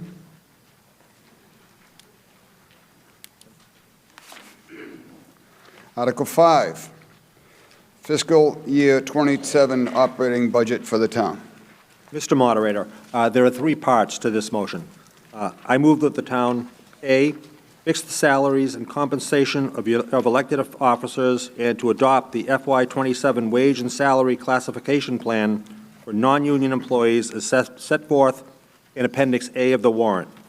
B, raise and appropriate the sum of $53,236,789, transfer from ambulance receipts reserved for appropriation the sum of $1,160,250, transfer from cemetery receipts reserved for appropriation the sum of $20,000, transfer from solar net metering revolving fund for reducing debt service for the elementary school the sum of $100,000, for a total appropriation of $54,517,039, all to be allocated for the town's operating budget as set forth in Appendix B of the warrant, the school budget, and the townwide fixed liabilities, Appendix C of the warrant. C, authorize the Select Board, upon recommendation of the town's financial staff, to allocate amounts within each such category to maximize fiscal efficiency in operations, provided, however, that any transfer between categories other than as may be allowed under General Law, Chapter 44, subsection 33BB, during the last 2 months of the fiscal year shall require approval by town meeting. Thank you, Mr. Townsend. This is voted on 3-2 on the Select Board, 4-1 in FinCom, and the school committee voted 5-0. Your book says 0-0, but they've since voted, and it's a 5-0 vote. Second the motion. And the motion is made and seconded. Yeah, I had heard that. Any discussion on the budget? Mr. Belbin. Robert Belvin, 26 Gate Street. 3 minutes. I have a question. I brought this up at the Select Board's meeting. I just want to see the North Carver Water District, and we'll be talking about that later on, but one of the selectmen said that they want to see a engineering study on the North Carver Water District plan. Is that money in this budget to pay for that?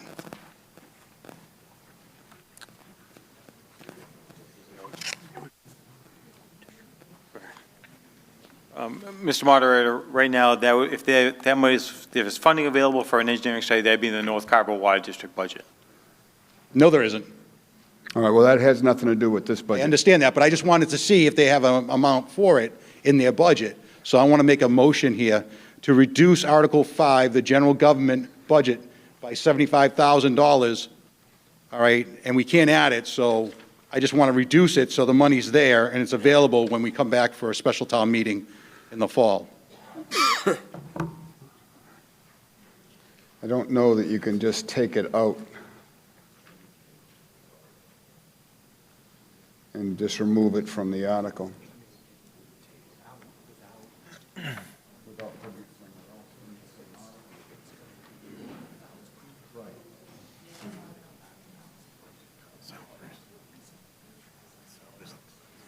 All right, so you can't do it, Bob. If we take the money out of this account, it doesn't balance the budget. Without a balanced budget, we'd have to come back to a special town meeting to rebalance the budget, or we wouldn't be able to set the next tax rate. So, Mr. You Moderator. can move money within the budget, Bob, but you're not part of this budget. Okay, I understand that. But what I am saying is, in the past, in our rules for town meeting, is we can reduce a budget. No, it's a pay-go We system. can reduce it, but we can't increase it. No, sir. It's a That's pay-go what it says. system. You can't. You can't reduce it and just have the money just sit somewhere in Never Land. Right, we reduce it and there's no money there. So Can't. then It it's, unbalances what's on the printed form. It unbalances the budget. I just got this from council. You're welcome to go duke it out, but I'm telling you what he just told me. So this is out of order. well, what I'd like to say is that, how can we reduce a budget at town meeting here, all right? That's what I'm asking. How can we reduce a budget? All right, if we have the power to reduce a budget, all right, how are we supposed to do it? So basically what you're saying is we have no power at all to decide how our money is going to be spent. You can vote no on the overall budget. Then we don't have any budget. Then it's back to the drawing board. And then what happens then? I mean, we got to go back to another town meeting for it again. So it doesn't seem fair All right. that we can't All right, reduce. hold on, council. Glenn, anybody? I think it's out of order, but You're the moderator. then it's out of order. I'm sorry. Could I ask that town council submit a written opinion on this and with state law, Mr. Moderator, for this, please? He doesn't have to do it tonight. I just want it for future town meetings. That request has to go through the chair. Mr. Townsend. You're the one that has to authorize the town council. Yeah, I'll pass that on to council. Is that a yes? Yes. Okay. Okay. Yes, ma'am. 3 minutes. I had a question. Last year for the budget appropriation, utilities was under general government, and this year it's under the Department of Public Works. Wondering why that was switched. I'm sorry, say that again? On utilities, for the fiscal year 26 budget, it was listed under general government, utilities, and this year it's been placed under the Department of Public Works. I was wondering why. I don't know what you're looking at. That's not what I'm looking at. What are you reading? Appendix B, utilities, 439,800. Through you, Ms. Monitor. Are you in the warrant, or are you on the town report? You can answer that. On the warrant?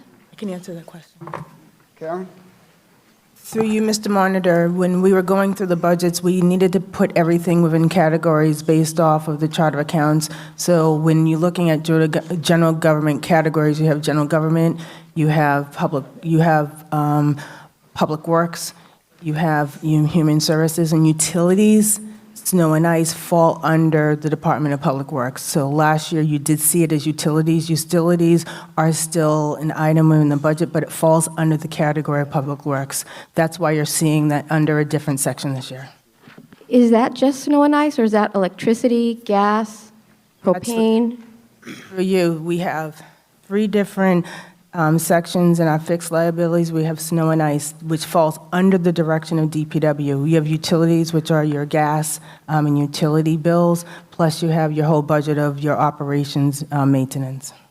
Okay, I see Appendix C does have snow and ice, but then when I get to Appendix B, it has straight utilities, and it looks like the Public Works Department is carrying that burden. But snow and ice is under townwide fixed liabilities, but why is the Department of Public Works carrying the 439,800, and last year it was carried by? Through you, Mr. General Moderator, government. when you're looking at the warrant, snow and ice, we have fixed liabilities. Fixed liabilities are shared costs that are covered, that are used in the whole operating budget between the town and school. But it still falls under a particular category, department category. So we have different categories, which are general government. You have snow and ice, which also is a fixed liability. So in the warrant, you're going to see it under fixed liabilities, and we've separated the fixed liabilities. And then you're also going to see the utilities and DPW operations maintenance under the category of Public Works. It's the same thing. There are a couple other changes as you go through the budget. If you're comparing last year to this year, we have included the electrical and inspections under buildings, whereas last year was separated under 3 different categories. I'm sorry, I still don't understand, but thank you very much. Mr. Carter? Through you, Mr. Moderator, I'm just looking at this, the overall budget, and I'm starting to get concerned with, while it is balanced to a point, there's a lot of spending going on, and what I want to bring up is we had a cut from the town side, $400,000, and I know the school had to make some cuts as well, in a year that our new growth reached 1.6 million. It typically never gets to be 1.6 million. It has almost like a sawtooth effect where it's up and down based on permits coming in for residential new homes and commercial growth. So to continue on this spending pattern, we're going to have new growth needs, I bet, of somewhere between 2 million plus. I don't think it's sustainable at this particular rate. My other issue is the health insurance budget line item. You're going to hear tonight a lot about a health insurance deficit, and from what I can tell, the general cause was us not budgeting enough health insurance increase in our prior budgets. I think we've used low numbers like 8-9%. Now that's created a massive health insurance deficit. In this year's budget, the increase between fiscal 26 and 27 is somewhere between 10 and 11%. I think that's extremely low, could be 10% off. I think it should be somewhere around 18% or 20%, not 10 or 11. So I think we're going to be coming back to see you in the fall, because I think we're going to have some serious deficits based on this budget. Thank you. Thank you, Mr. Carter. Mr. Ryan? Just to address Mr. Belvin's point a little bit, so yeah, the town could vote to reduce the budget. That's within town meeting's purview. You know, it's a $54,517. I think you'd have to amend the motion to identify where you're going to reduce that from, And so if it's coming from raise and appropriate or from solar net metering, you'd have to reduce that amount, but then you'd have to impact the budget, the line item that's also being reduced by that too.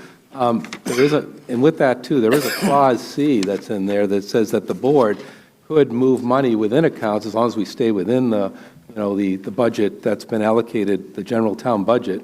We could move money to, say, operations and maintenance to cover, a study, as you're saying, but it would have to be under the control of the operations and maintenance if we were to do that, not the North Carver Water District. Of course, we're still pending the legislation to determine when that happens. So come the time when the town decides we want to study the situation and look at it to figure out, is it worth spending more money on the North Carver wells or not? We need that evaluation in order for us to determine, should we spend that? But I think that maybe I'm going to ask if Clause C would allow the board or, the finance department to move that money into operations and maintenance when we get to that point in time, which we're not there yet. But to get to the point, my interpretation is town meeting can reduce a budget. You just have to come to the point of where you're taking it from and what happens to those funds. Sometimes they'll revert back to free cash if we do nothing, and we don't have those funds, and then we'd have to come back next year when the free cash is certified to take care of that. So that's my opinion, is that you could cut it, but you've got to identify where you're taking it from and where it's going to end up in the end.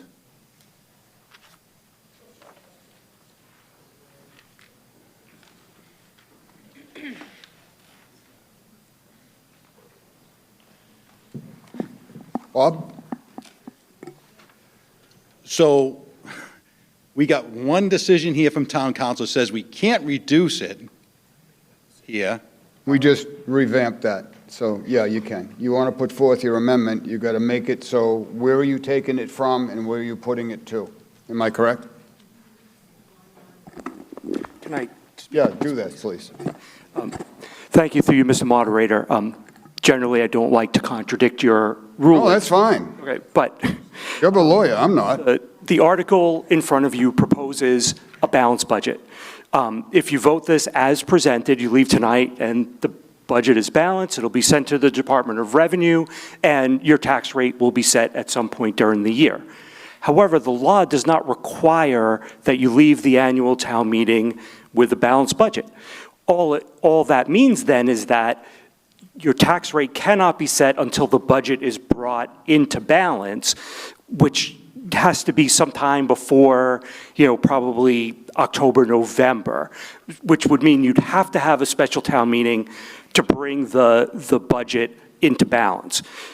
What Mr. Ryan is suggesting is that if there's a motion to reduce general government by $75,000, and there was a corresponding motion to also reduce raise and appropriate by $75,000, you would still have a balanced budget as you leave here tonight. All right, so I just want to make it clear. We're trying to help you. No, well, see, this is the problem. I was wrong. So. No. I asked a specific question to town council, through you, okay, and we got one question. Town council's there to help us to get to where we want to be, okay? So I was told no. Okay, fine. I asked for it in writing. Now we're getting something different. So I'm going to turn around and make a motion to reduce Article 5 general government budget by $75,000 and to put it into free cash. Does that help? Or do I just say, hey, reduce it by 75,000? I don't think so. I think we can, go ahead. And appropriate by 75. Through you, Mr. Moderator, if you're going to reduce the budget, all the general government budgets you would need to then look at the appropriation summary, which is Appendix B.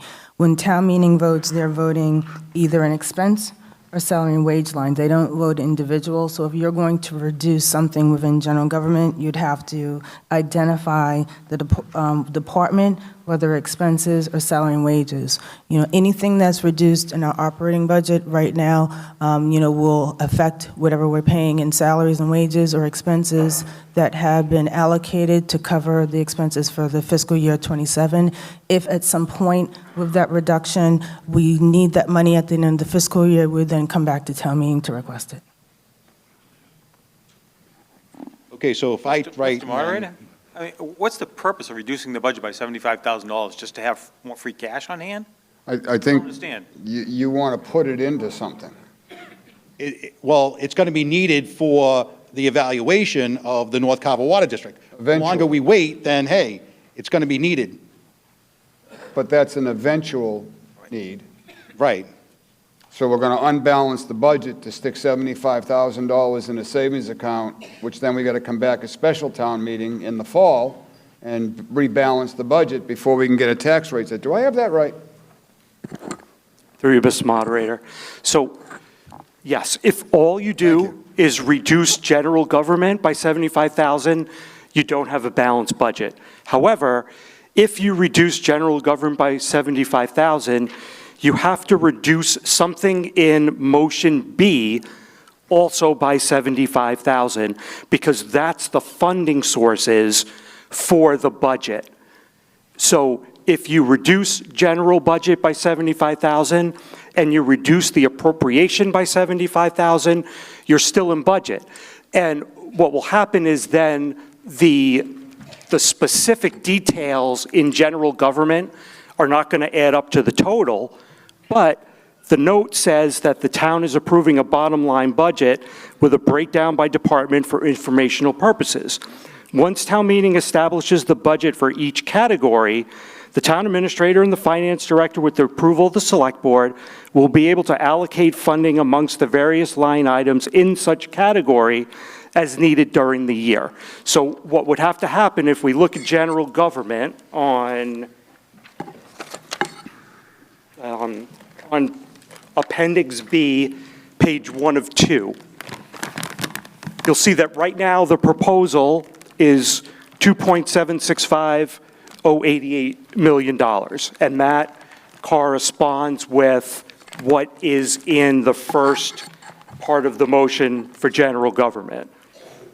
So if you're going to reduce that by 75,000, these moderator, town administrator, finance committee, something here is going to have to be reduced to get to that number.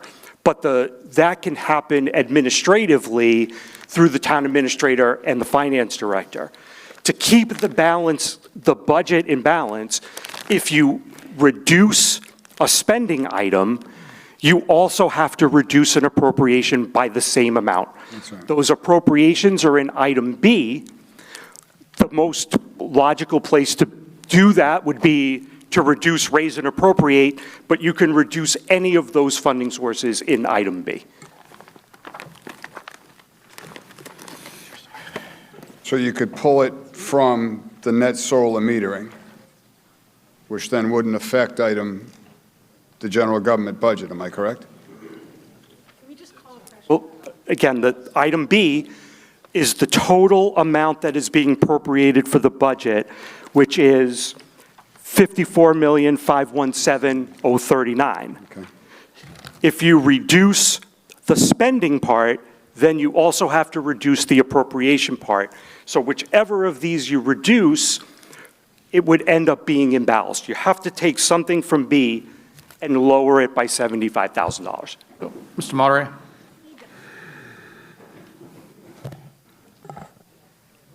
Mr. Moderator, what they're trying to explain is that as you're reducing an appropriation, that's an expense.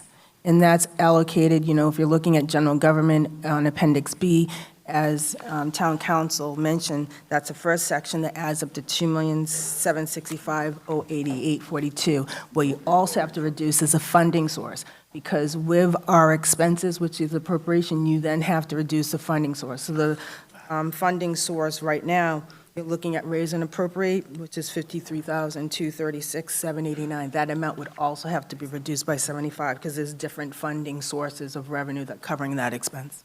Okay, so I'm going to take this off, all right? But if we could have something written in so the people know how do they reduce it, so we don't have to deal with this again. Have something written, please, a policy. You're and whatnot. withdrawing this amendment. I'll withdraw my amendment. Okay. Okay, but we all need to know how we do this the right way. Okay. Beth? Hi, I'm Beth Selger. I live at 98 Meadow Street. I'm on the Finance Committee, and I just want to make sure everyone understands what's going on with the budget. So just so we're all on the same page, I think we need a little explanation on the health insurance cost that's in here for the whole body in the room. Our expenses are going up and up. When you look at this, it's a lot of our fixed liabilities, if you go in here to Appendix C. So I think we need some explanation for everyone on those. My fear is that as the years go on, we're going to have to eventually cut back on something. You know, this year, we weren't able to put money away for capital, and that's because of our operating expenses. So I just want to make sure we're all aware, everyone goes through this. It's very important. We don't want to come here in 2 or 3 years and have to make some big operating expense cuts. So I just want to make sure everyone understands and everybody gets to look at these other fixed liabilities.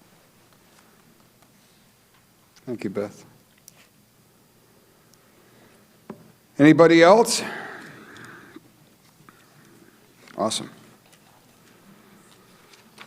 So on Article 5, fiscal 2027 operating budget for the town, we just got to wait a second, the poll taker, a bathroom break. What a great night tonight. It's nice and quiet in here. Nobody has to yell. This is awesome. Thank you. For what you wish for. Could always start telling jokes while we're waiting, I guess. Wait for the guy to come back. We drunk guys walk into a town meeting? No,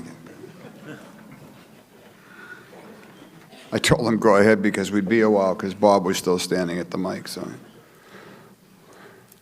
Sorry, Bob.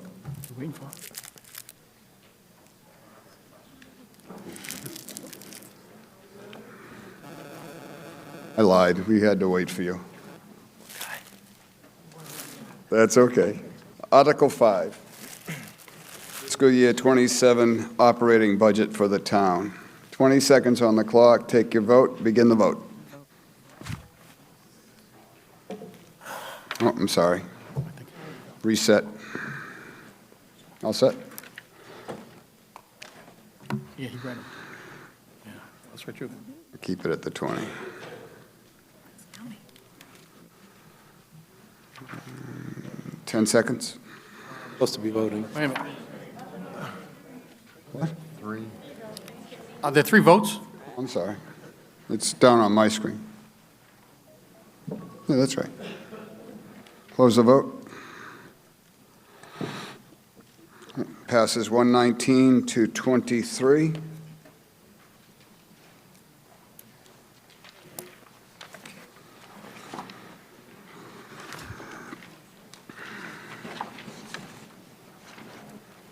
Article 6, the Enterprise Fund for the North Carver Water District. Mr. Belbin, I need a motion to open that article. I make a motion, we approve it as written. I need a second. Motion made and seconded. Article 6, go ahead. All right, so the North Carver Water District, again, the chairman, and our meetings are always open to the public. I've been quite open and honest with what we do, how we do it. My 2 other members made decisions on what we do and how we do it. We came up and we voted on $1.3 million, which would have included a study of the plant and to fix like the lights that haven't been fixed or the exposed wires that small water systems left there when they left. Cleaning up the plant because there's all the bugs. I mean, we had a exterminator come in. That's what we paid money on, exterminator, our generator, our insurance policy. Everything in our budget was needs, no wants. I mean, I would love to turn around and get the whole plant nice and neat and clean, take all the water, make sure the water gets away from there. But this budget here, when I sat down with the town administrator and the finance director, I'm like, we were supposed to talk with the Board of Selectmen, said talk to them, all right? The town administrator came back and says, nope, I'm only going to approve $650. $650 is not enough money just to do the basics, all right, to comply with DEP. Bottom line here, it's not enough. Okay, so we're going to be in the same boat next year to say, hey, we need more money because there's not enough to do everything that we need to do, all right? So we're only doing what we have to do, but it's still not going to cover. And we can't turn around and put more money into it. We can't do that because we're not allowed to for here. I asked the select board if they would turn around and approve the money, the 1.3, so then the town people here can decide, do you want that money? Do you want to reduce that money? What do you want to do? And they chose to say 650. I'm just telling you right now, we're going to be in the same position next year for doing a special town meeting because the North Carver, whether it's me standing here or someone from the Board of Selectmen standing there. Okay, if the state legislature says, hey, go ahead, select board, take it over, they're not going to have enough money to do it. They say they can, but they can't because the numbers don't lie. Thank you, Bob. Brenda? So I have a question. So when Cranberry Village was trying to get our wells, we were told, I believe you were on the select board at the time, that we couldn't be trusted, only the select board should be the ones running our wells. Now you're saying the select board shouldn't run the North Carver Water District? You should do it? I'm confused. They were good enough to do it at one point, now they're not good enough to make the decisions. Like, they appropriated how much money was spent for Cranberry Village, the things that got done and didn't get done, and you were 100% part of that, thinking that only you guys could do it. Now you're flipping and you don't think that the people are capable of doing it, and because we're doing damn fine now. But I'm just curious, because now all of a sudden, what they recommend isn't right for you, but it was right for us. I'll be happy to respond for that. So my opinion back then is that giving this 17 acres of land and the well doesn't fit within the population that could need water in the future. It was all about protecting that 17 acres and that well, all right, so that if somebody in that area's wells, a resident's wells, comes dry or gets contaminated, the town can't provide them water because it's now owned by Cranberry Village. My goal here, all right, at that time was to protect the water, keep it within the town. Bob, I'm trying to be nice about this. Brenda, you too. This is completely off the article. I agree, but I'm just responding to her, is that was my opinion back then. Thank you. This is just, it's just not on the article. The article's North Carver Water, not Cranberry Village as wells. I'm sorry, but that's the truth. Why they can't make the decision for the budget. Yeah, I get it, but that's, the argument wasn't germane to the article. Mr. Moderator? Yes, sir. I do have an explanation on the town side of why we're recommending the $650,000 budget, if you'd like to. Sure, go ahead. It is a PowerPoint. I do need somebody to switch on my computer onto the big screen. Yes, absolutely. Fairly quickly. Thank you. Again, my name is Glenn Cannon. I'm the town administrator here in Carver. I have had multiple discussions with Mr. Belbin about his budget, and this is his FY27 In the order, Mr. Moderator, request. we had one meeting, not multiple. Okay. If we could see the screen here, and I apologize, I know it's a lot on the screen, but you can see these are the categories that we have for a town budget, particular department. You can see the $1.3 million that the North Carver Water District did request, the $650,000 that we are recommending. You can also see in past years, we've always been able to manage this budget under the $650,000. You see FY23, $450,000, FY24, $430,000. So it has been done in the past. And there are a number of things in his budget that I recommend that we take out that get us back down to the $650,000. And the biggest one being, in his budget, is a lot of capital items.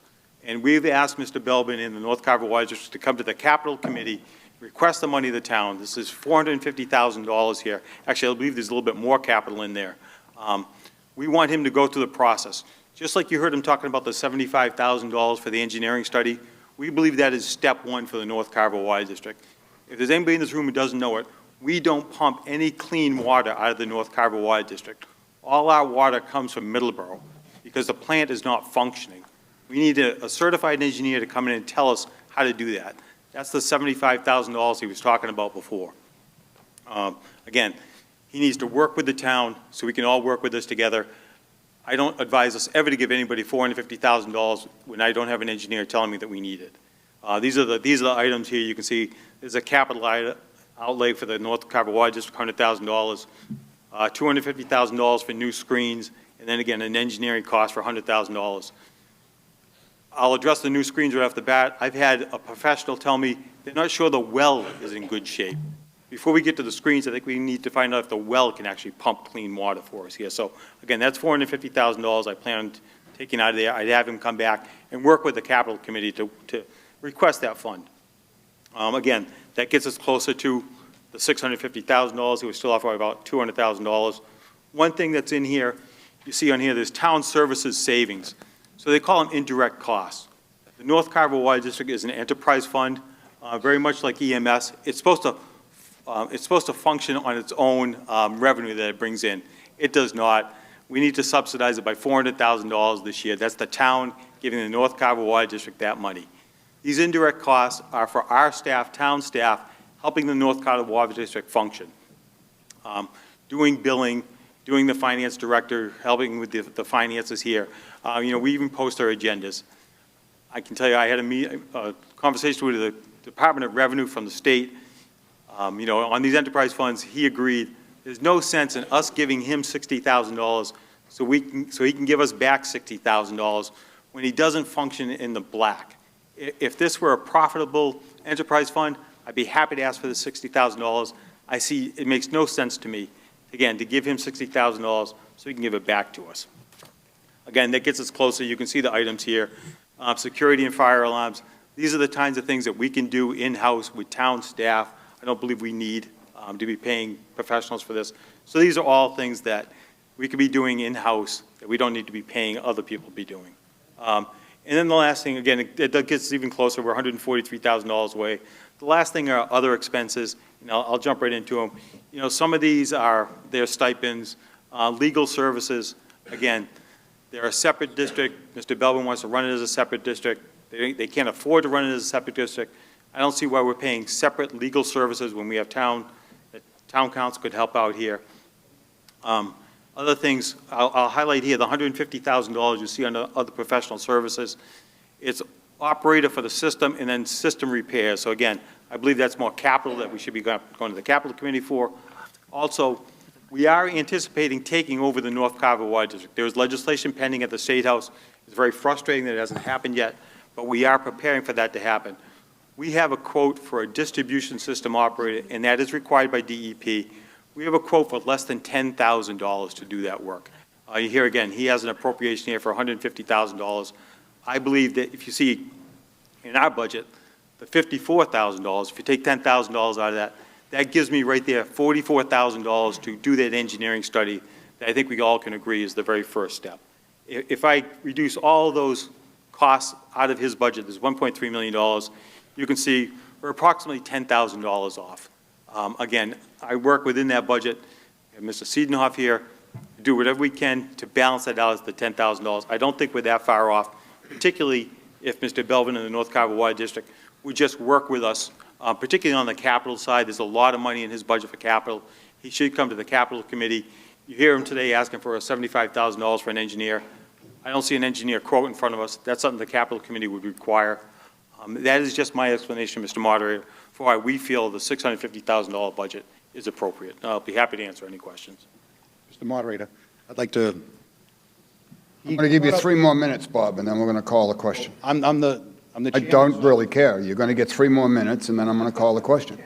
All right, so to deal with capital outlay, in the legislation that this town meeting created, said we don't have to go to capital outlay to get money. It's supposed to be given to us. That's number one. The wells, all right, prior to me taking over and small water systems walking away, all of the water reports came back perfect. So the water quality coming from the North Carver Water District is fine. Okay, the plant takes care of the manganese, it takes care of the iron. Those are the 2 big ones that we all have issues with. Okay, the next one, the enterprise fund, okay, it is what it is. We're supposed to. We're supposed to turn around and collect money from people. The problem is, Middleborough increased their rates twice. okay, that we were never notified of, okay? Because they're in control of the water rates, not us. So we have to increase the rates to cover that. If we don't have the money, then we can't cover it. Middleborough water, good water, I have no problem with it. The problem I do have is the 1.5 times their rate that we have to pay for that water. That adds up, i.e. the $100,000 bill. Legal salaries, Middleborough attorney and Carver's attorney is the same guy. It's him. Why would ours, as the North Carver Water District, want the same lawyer that works with both towns to negotiate for us? That makes no sense. And the select board said, hey, it's okay, we'll let you vote, you, Mr. Corbo, you're going to be counsel for both of them. You guys can negotiate.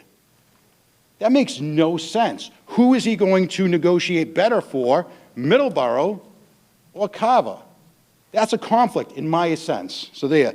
The other thing is, small water systems here that walked away from our plant, left it a mess, left wires exposed, are still taking care of the water, and the schools, correct? They're still taking care of the water in the schools, small water systems? Mr. Moderator, the answer to that is no. No? Who is? Who's taking care of it? I'd have to ask Mr. Seaton off the... What is it? MP Water System. MT Water. Actually pretty good, do have to say. All right? So, and this $10,000 charge, I'd like to see that because no one's ever talked to me about it. So 30 seconds, Mr. Belden. I think I turn around and dispelled that. I'm just telling you guys right now, whether you vote the 650 or you don't vote the 650, we still have to comply with DEP, whether we're running the system or not. Okay, so, and it's still not enough.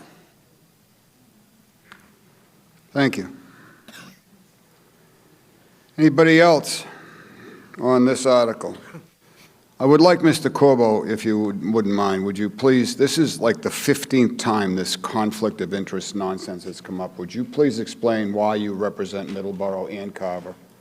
Because it's the best of my knowledge, and I don't usually do this, but this is an agreement between the two select boards as a way to save money. This wasn't designed to do anything other than that, but I'll let Mr. Corbo. Point of order, that's nothing about the article. It addresses your accusation. I will in a second. That's a vote. Move the article. Mr. Corbo. Through you, Mr. Moderator. In my opinion, it would not be a conflict of interest because I would not be establishing any of the business terms of the agreement.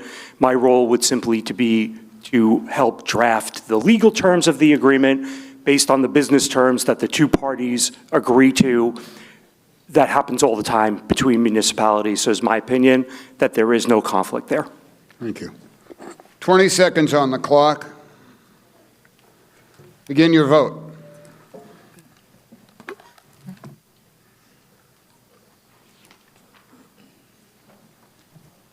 Did North Carver Water District vote on this? We voted on 1.3. 0-0 on North Carver, 5-0 FinCom, and 3-1 on Select Board. Close the vote. Passes 92-49. Mr. Moderator. Article 7. Mr. Moderator, I want to thank you guys very much. I appreciate your vote. Article 7, supplemental town health insurance budget. Mr. Moderator, I move that the town raise and appropriate the sum of $1,510,295, supplement the fiscal year 2027 health insurance budget as described in the warrant. Motion made and seconded. Who's presenting? I will, Mr. Moderator. Mr. Cannon. Again, if I could get my screen up on the big screen, of my computer. I'll try to be quick with this also too, Mr. Moderator.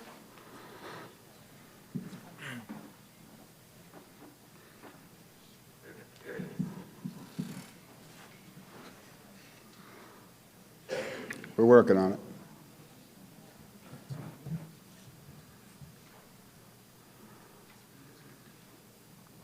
Are you? Is it on your screen? Even on my screen. It's only one slide. There you go. There it is. Did it just work? It was thinking. So just so you are, we participate in a joint purchasing group with Lakeville and the Old Rochester School District to purchase health cover for employees. The group retains a professional consultant to advise them on setting rates and health insurance options in general. We were told in December that that group was facing a deficit for this year in the range of $7 million. Carver's share of that deficit is projected at $4 million. The health care coverage is technically not insurance, as the money the town employees pays covers the claims for services, and there is a major deficit in the fund to pay for claims. The administrator of the group has stopped paying medical providers in some cases because there are insufficient funds in the accounts to pay for the claims. That means that some of our employees are being denied care by their providers, and in some cases, being placed in collections by our providers. We need to appropriate the money in order for our employees to continue getting medical care for the rest of the fiscal year.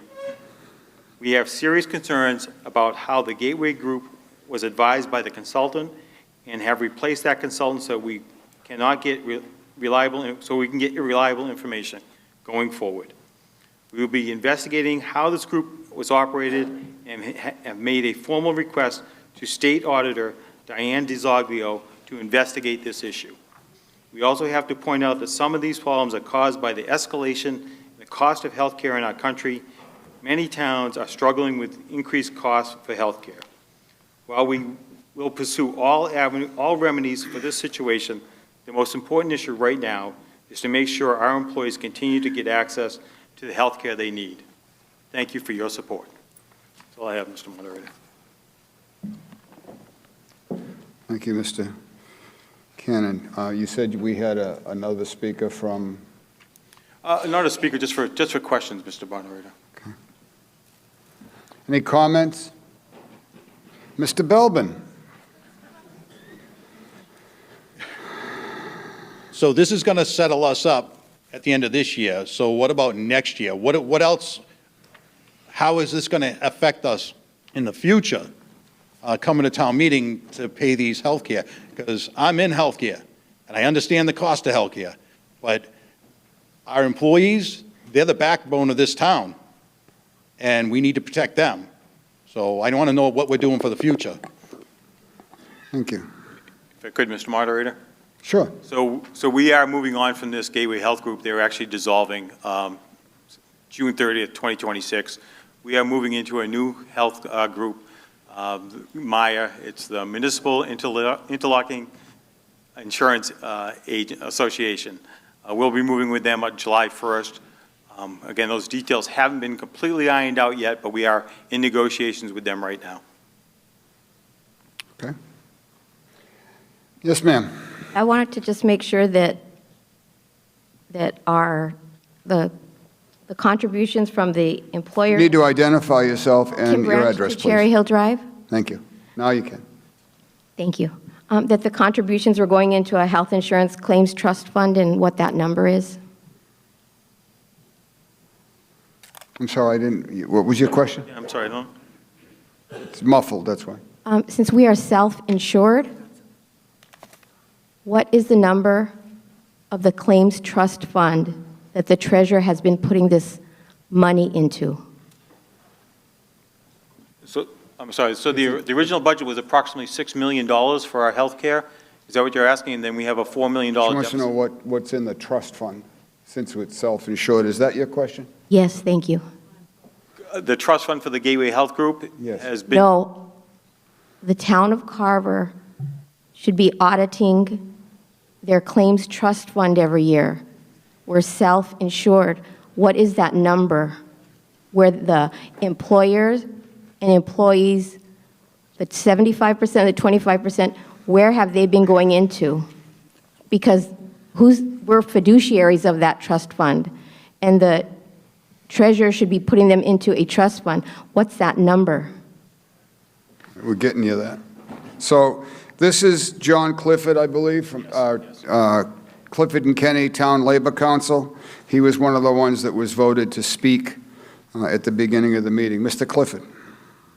Thank you, Mr. Moderator. Through you, Mr. Moderator, the town of Carver does not operate a claims trust fund themselves. We participate in a joint purchasing group. They maintain the trust fund. That fund was insufficiently funded based on poor projections going into this year. But we don't have an audited claims trust fund specifically for the town of Carver. We should have, according to Mass General Law, Chapter 32B, Section 3A, we should have had a trust, and Gateway should have had a trust. So you're saying that the 25% has just been going into the general fund? We appropriate, through you, Mr. Moderator, we appropriate funds to pay the Gateway Group, and the Gateway Group pays claims. We do not maintain a separate trust. We do not have an obligation under Chapter 32B to maintain a trust or to have it audited. We treat this like other budgeted items. We're paying a third party to provide that service. That's incorrect, but if that's what we're doing, that's what I wanted to know. But that is incorrect, because we are self-insured. The treasurer should have been putting the money into a claims trust fund. And then second, the solar net metering, it's not a revolving fund, it's solar net metering credit. That amount per Eversource's Schedule Z, it had to go into specific, whether it was like the school or the town hall. Those are not funds. Those are not receipts. The treasurer could not have received those as receipts. Those could only go through the electric distribution bills.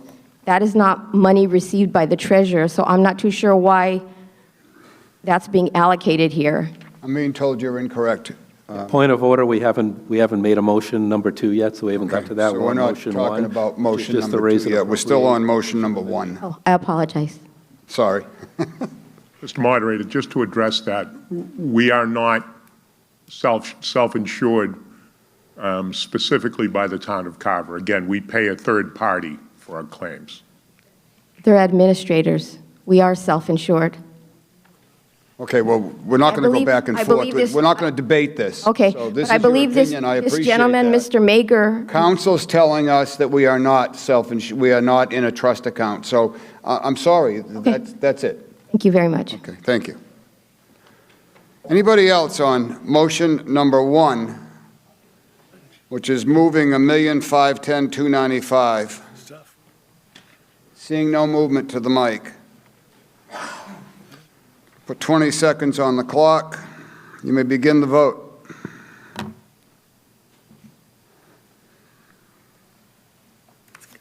This is a majority vote required, and it's 4-1 on the Select Board. 10 seconds.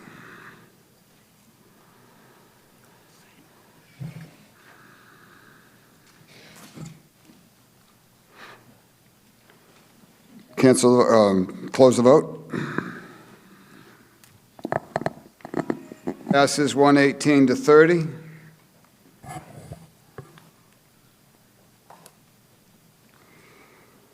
Motion number 2. Mr. Moderator, I move that the town vote to transfer the sum of $1,465,785 from fiscal year 2026 free cash and transfer the sum of $1,023,920 from the solar net metering revolving fund surplus for a total appropriation of $2,489,705 to supplement the fiscal year 2026 health insurance budget as described in the warrant. Need a second? Second. Motion made and seconded. Anyone want to, from the town? No? Oh, it's the same item. Mr. Moderator. John wants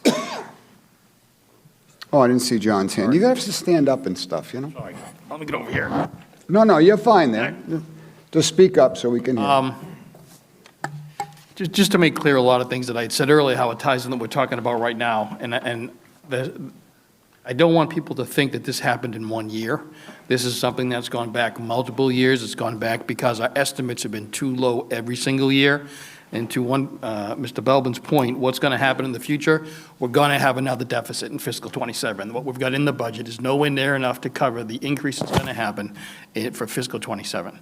So I'm concerned that this estimate of $4 million might not be enough. We could come back when this thing's all said and done after June, and the residual claims that come in, I think they're referred to as tailings, are going to probably be known maybe September and October. So at town meeting, there's a good chance we're going to come back to you to ask for more money for fiscal '27, and we're probably going to have tailings that are maybe above this $4 million number. I would have preferred to do a partial escrow on this $4 million and then come back to you with hard numbers in the fall. But the board chose to go for one big $4 million set-aside. That will then be, I guess, dispersed, and I think maybe we need a little more clarity on this. This is a pooled fund, and when this $4 million gets set aside, I think the town of Carver is going to control it. But then when the claims have to get paid, I'm not so sure that they go into a payment plan where we're paying into the pool, and maybe some of those funds are going to pay the other participants, or it's only going to be going towards just paying Carver employees. If we can get a little more explanation on that, because I'm really unclear how these funds will be dispersed. Thank you, Mr. Carter. Can I let him, Mr. Clifford? Through you, Mr. Moderator, we're asking for $4 million tonight, basically to appropriate the funds. We are working out an agreement with the three communities. This $4 million will only be applied to Town of Carver employees' claims. So regardless of how the fund has operated in the past, we are looking for an agreement to make sure that these additional funds are applied strictly to Carver employees' claims to continue their insurance. Okay, thank you, sir. Beth? Hi, Beth Sulger, 98 Meadow Street. So I have a question for the consultants. I wanted to know, what is Gateway doing with the claims? In health insurance today and medical, we all know you go into the hospital, you think you're in there for an inpatient stay, they go and bill your insurance, and the next thing you know, it's observation. So that hospital's no longer receiving a $15,000 settlement, they're now receiving $3,000. What are you guys doing for the town of Carver for that? And if they do have a collection back to the town, will we see that come through our free cash numbers? Will it go to solar net metering? What if we don't really owe this $4 million? Is there a collection ratio that they're doing for the town of Carver? To be candid, we haven't gotten complete information how Carver's funds and the other members' funds were applied in the past. And we haven't gotten good information, which is one of the reasons why the town brought in a new, actually the group brought in a new consultant. So we are still unwinding what happened in the past.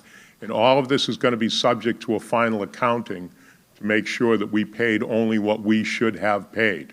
But at this point, we don't have complete information. And the lack of information, candidly, is one of the major concerns. I have never seen anything like this in 30 years of dealing with municipal health insurance. But the biggest problem we have right now is to make sure that Carver employees continue to get care. It's all going to be subject to a final audit and a final unwinding of how it was done in the past. Can I just ask, with that audit, will we receive some numbers that will say we downgraded the claims and we saved the town of Carver some money? I don't think it's as much downgrading the claims as making sure that we only paid for the claims that we should have paid for. The thing that the consultant should have been doing is rating the claims so that we were paying the appropriate rate for care, which is what all insurers do. They grade them on their own scale. But again, we weren't able to get complete information, which is why we brought in another consultant.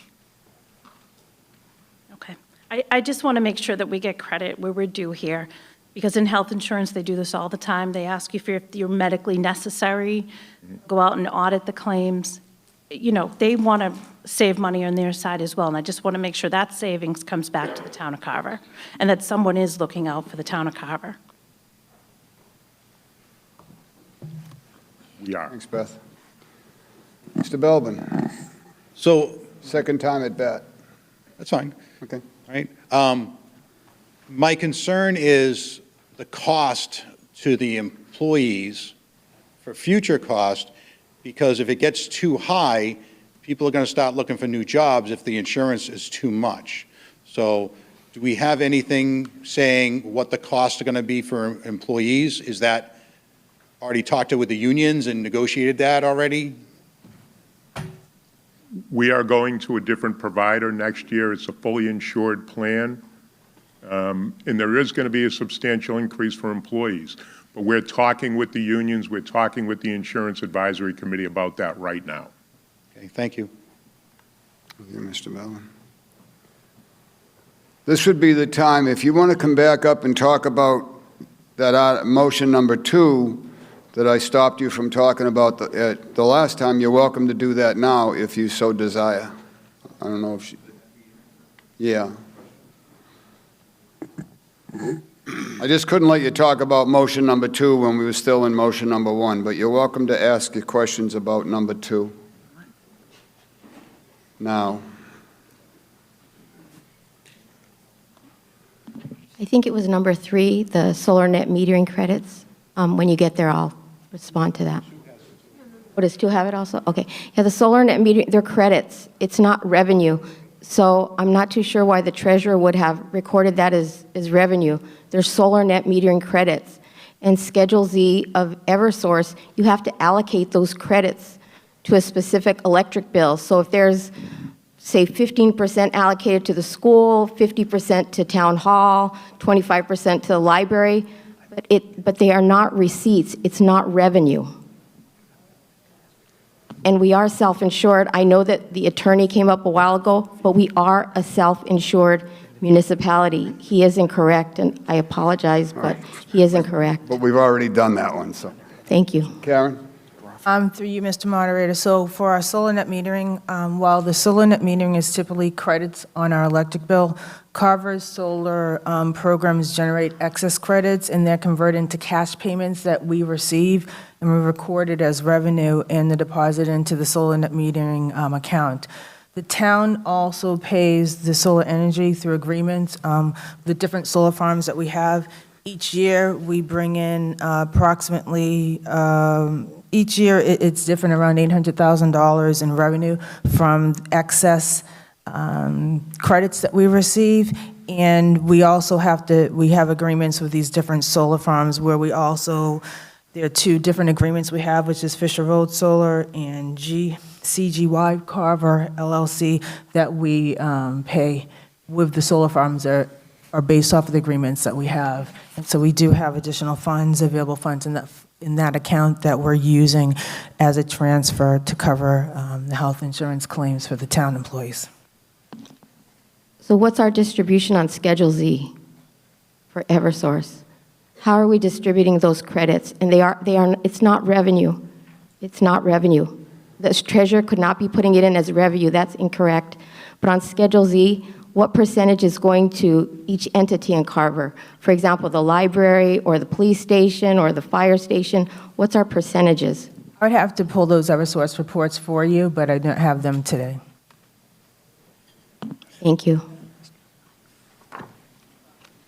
Thank you. Stephanie? Thank you, Mr. Moderator. Stephanie Clarity, 26 Russell Trufant Road. Just for clarification purposes, I'd like to understand, where's the accountability? And moving forward, who will be reviewing the reports of the new consultant once we join the new insurance group? I just want to make sure that there's going to be oversight so that we don't end up in this situation again, and that we can have faith that moving forward, we're going to have the right sets of eyes looking at this for our employees and for our community. Thank you. Thank you, Stephanie. Mr. Clifford? Through you, Mr. Moderator, we've, as Mr. Cannon indicated, the Gateway Group is dissolving as of June 30th, and we're joining the Maya Insurance Group, which I believe insures over 100 cities and towns in Massachusetts. They have a board of directors. They are actually audited every year, as the Gateway Group was supposed to be audited. We're going to a fully insured plan, which means that we're not going to be hit with a mid-year spike as we did this year. and they will actually lock in a rate for the following year as well. So this is a 2-year agreement. It's all subject to the issues that we're dealing with locally, statewide, and nationally with healthcare, but I think the steps that have been taken over the past couple of months really give our employees and give the town some security that we haven't had in the past. Briefly, if I may. Thank you for that explanation. I appreciate it. Who will be reviewing any information that comes out of that board? Is there a plan in place to have either the select board or the town administrator? Do we have an insurance rep that will sit on a committee? I just want to understand what the structure is here, just so we can make sure that, we have our eyes where they need to be. Thank you. If I could, Mr. Moderator, we do have Sue Shalou here, our new consultant, who does help us review all the invoices now. She can continue on with us through the Meyer. So we will be moving on to Meyer. We'll be moving away from Sue in one capacity, but we're going to retain her services to help us move forward the Meyer group. Okay. Sorry, Mr. Moderator. So she will be providing reports to yourself and to the select board? Recommendation to us, yes. Okay. Yes, Thank you very and much for looking the clarification. Irregularities, anything she can in the building that would raise a red flag to her. Okay, great. Thank you very much for the clarification. I appreciate it. Yes, ma'am. Ms. Macrina, 13 Woodlawn Drive. Thank you, Stephanie, for asking those questions. Now, this vote is about what has already happened. So I just want to check on, are the town employees going to be responsible if this doesn't pass for covering this? Because I understand the insurance is already going up, but if this gets passed, it increases less for the town employees. Is that true? Mr. Cannon or Mr. Clifford. I'm not sure I understand the question. Maybe Mr. Clifford does. I think the question was, if this fails, are the town employees on the hook? For more than what we are understanding of right now.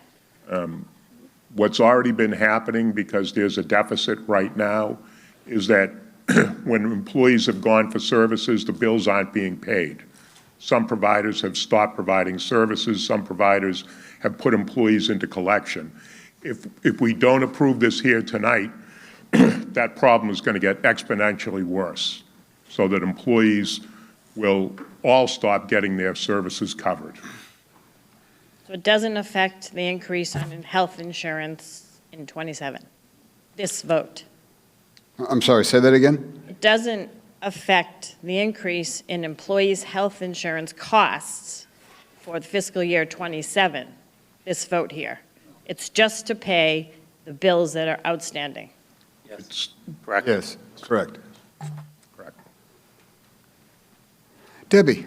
Hi, Debbie Giswaldo. I live at 204 Main Street. I'm here because I want to be transparent. I want everyone here in this room to understand that the workers in the town of Carver have done everything in their power to help the town out in this situation. A couple years ago, these rumors or word got out that, well, we're going to have to leave Gateway. It's looking like we're going, right? And so what happened is there was a proactive group, and all of the teachers, all of the other employees said, you know what? We're going to be proactive and pay a little more out there for the insurance, so that we're ready for this cost as we're going to go into a new group. So then this all comes out mid-year. We've got a problem, okay? What happened then is the employees, and I like to call them workers, the workers in the town, teachers, everybody, they got a mid-year increase. They're cooperating, they're giving, they're helping. And now, if this does not pass, common sense tells me that the employees will be paying more for their health care coverage. This was not a failure of the town employees. This was a failure of years of select boards, years of finance committees, years of town administrators. This is not an employee issue. And the employees have done everything in their power to be proactive and helpful. This is necessary to pass. And I don't know what to tell you, but people are taking their children to doctors and for surgery, and those bills are not being paid. This can never happen again. I hold everybody accountable for this mess, but the teachers are not. The workers are not. The town hall employees are not responsible for this. So this is absolutely crucial that this passes right here and right now. Thank you. Thank you, Debbie. Any other discussion on motion number 2? Seeing no movement to the mic. This was voted on 3-1 on the Select Board. I'm going to read it real quick again just so we know where we're at here. Moving that the town transfer the sum of $1,465,785 from fiscal 26 free cash and transfer $1,023,920 from the solar net metering revolving fund surplus for a total appropriation of $2,489,705 to supplement the fiscal year 26 health insurance budget as described in the warrant. I'll take 20 seconds. Oh, I'm sorry. Thank you. Here, I thought we were done. Go ahead. Oh, sorry. Ellen Blanchard, 238 Main Street. What about the retirees? How are they affected? The retirees are not affected by this vote. Okay, thank you. Anybody else? I'm not reading it again. 20 seconds on the clock. You may begin your vote. This is on number 2.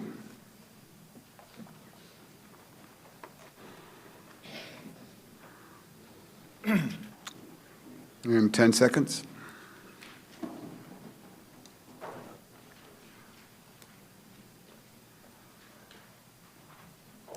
And close the vote.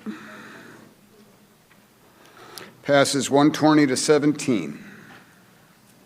Mr. Moderator, if I could, I do want to sincerely thank you. I'm here with Mr. Clifford. I can tell you now, my 30 years of municipal experience, I've never seen anything like this.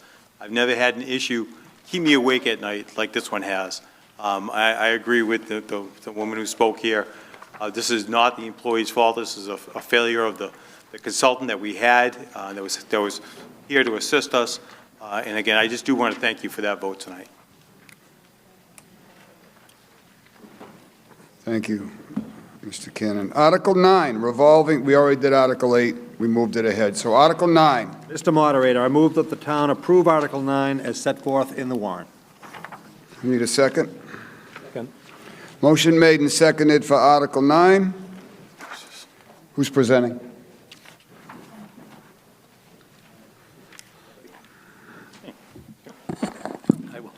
Mr. Moderator, through you. So the first part of this is a routine article. The town has a number of revolving funds. Every year, town meeting has to establish a spending limit for those funds. This doesn't actually appropriate any money. This just means that as money is coming in, these particular funds can spend up to a certain amount. So all you're doing is authorizing the spending limit. The second part, in working with the finance director to find funds for the health insurance issue, we discovered that there had been a Council on Aging GATRA revolving fund that somehow fell off the books when this was codified into a bylaw, but it was always continually treated as a revolving fund. So what the second part of this does is just a cleanup to put that particular fund back into the town bylaws. Thank you, Mr. Corbo. Mr. Belbin. Just a question on the solar net metering credits, 500,000. Who gets to spend that money from that? Well, I think we just took some of it out of there and put it in the health insurance thing, but. Karen? Through you, Mr. Chair, that solar net metering, we pay those 2 agreements that we have with the solar farms. That is paid out of that account, and we have $100,000 that's transferred to reduce the debt exclusion, which is in the beginning articles to fund the general fund budget. Okay, thank you. Any other discussion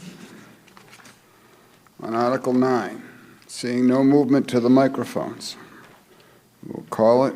20 seconds on the clock. Open the vote.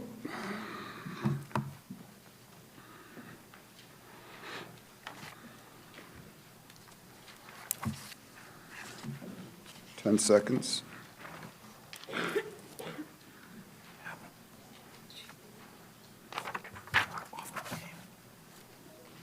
Close the vote. Passes 115 to 6. Article 10, Community Preservation Committee. Mr. Bentley. Mr. Moderator, Bob Bentley, 60 Wenham Road, Chairman of the Community Preservation Committee. I would like to move that Article 10, the town meeting approve Article 10 as set forth in the warrant. Second. Motion made and seconded to approve Article 10, Community Preservation Committee as set forth in the warrant. Mr. Bentley, I assume you're presenting. Yes. So the Community Preservation Committee met and received a couple of proposals this year. And we're always looking for more proposals, so please remember that we're here to help. My house needs work. Well, it has to be done for specific purposes. And the purposes of the Community Preservation Act are for historic preservation, for affordable housing, and for open space / recreation. We have three line items that are considering tonight for appropriations. Line item A is committee administrative expenses and the middle high school track debt service. B is the 250th flag anniversary project, and C is 44 Lakeview Street project. So I'll explain each of these separately. The committee administrative expenses, we're allowed by the Community Preservation Act to take 5% of the total monies and for our administrative expenses. As I've said, every single year that I've been up here, we never, ever, ever spend that amount of money. And that money stays within the Community Preservation Committee funds, so that it will, if we don't spend it, it's going to get put right back into the funds and be used. And so we're looking at $30,450 for that. The middle high school track debt service, we're in year 7 out of 10 for that, is $328,500, and that's a state mandated payment. We don't have the choice of saying no to that. And then B is the 250th anniversary flag project. We had an individual in town, Stan Miller, come to the committee and ask for $2,500 to purchase flags and materials for hanging the flags. He wants to identify any structure in town that's 250 years old or older, and basically put up flags showing that. He has already gotten a little bit of money from the Carver Cultural Council, and he wants another $2,500 from us. We felt it was a good use. It would be, help showcase some of the older homes in town, and we think was a good expense. And then C is the 44 Lakeview Street project for $50,000. In 2023 town meeting, we actually purchased the material, or appropriated the monies for the purchase of materials for an outdoor classroom, a split rail fence, and a observation deck on Sampson's Pond. And we had hoped we were going to get some in-kind labor to actually build that, and unfortunately that fell through. So the Conservation Commission came to us and asked us for $50,000 to do the project and actually bring it to fruition. The Community Preservation Act requires that every year we take 10% of the funds have to go into historic preservation, 10% have to go into open space, and 10% have to go into affordable housing. We have had very, very few affordable housing projects, and we by virtue of the debt service that we're paying down, we've taken care of the open space and recreation. So you can see on the town meeting warrant the reserve funds that we're allocating this year. So if anybody has any questions, I'll be glad to answer them. Thank you, Mr. Bentley. Yes, ma'am. Jerry DeCosta, 71 West Street. On Article B, I'm on the Historic Commission, and we've identified over 20 houses in town that should be flying the flag. Right, and Stan came to me the other day, met him I think a week and a half ago, and he said that he's actually finding more homes. So he's happy to, and he didn't indicate that he felt he needed more money. So we think that between the $1,500 or $1,200 I think that he got from the Carver Cultural Council and the $2,500, he seemed to feel satisfied with that. And I didn't mention that the Historic District Commission is fully in favor of this, is very excited about it. So you think you have enough money, is what you're saying? That's what he says. Also, may I speak on Article C? Yes. I'm all for improving the town facilities, but I think we need to address a bigger issue. Last summer, a Carver resident with a valid beach sticker couldn't even park at John's Pond because non-residents without permits had filled the lot and taken over the beach. When it was reported, the officers said it was, quote, too hot and would not ask the non-residents to leave, and if the music got too loud, to call them again. If we have a resident sticker system, it needs to be enforced. Otherwise, residents are paying for access they can't actually use. So before we spend $50,000 on upgrades, I urge the town to ensure consistent enforcement and consider a simple check-in system, such as attendance or permit checks, to make sure that only residents are using these spaces. Thank you. Thank you. Mr. Belbin. This is my annual question. What's left in the three different funds? We have, Karen has the numbers. Through you, Mr. Moderator, in open space reserve, we have $273,761. Reserve for historic preservation, we have $671,347. For community housing, we have $789,631, and through the unreserved that's open for on our undesignated, is $2,113,761, which could be used for any one of those projects. All the other ones are restricted. The 2.1 is not restricted.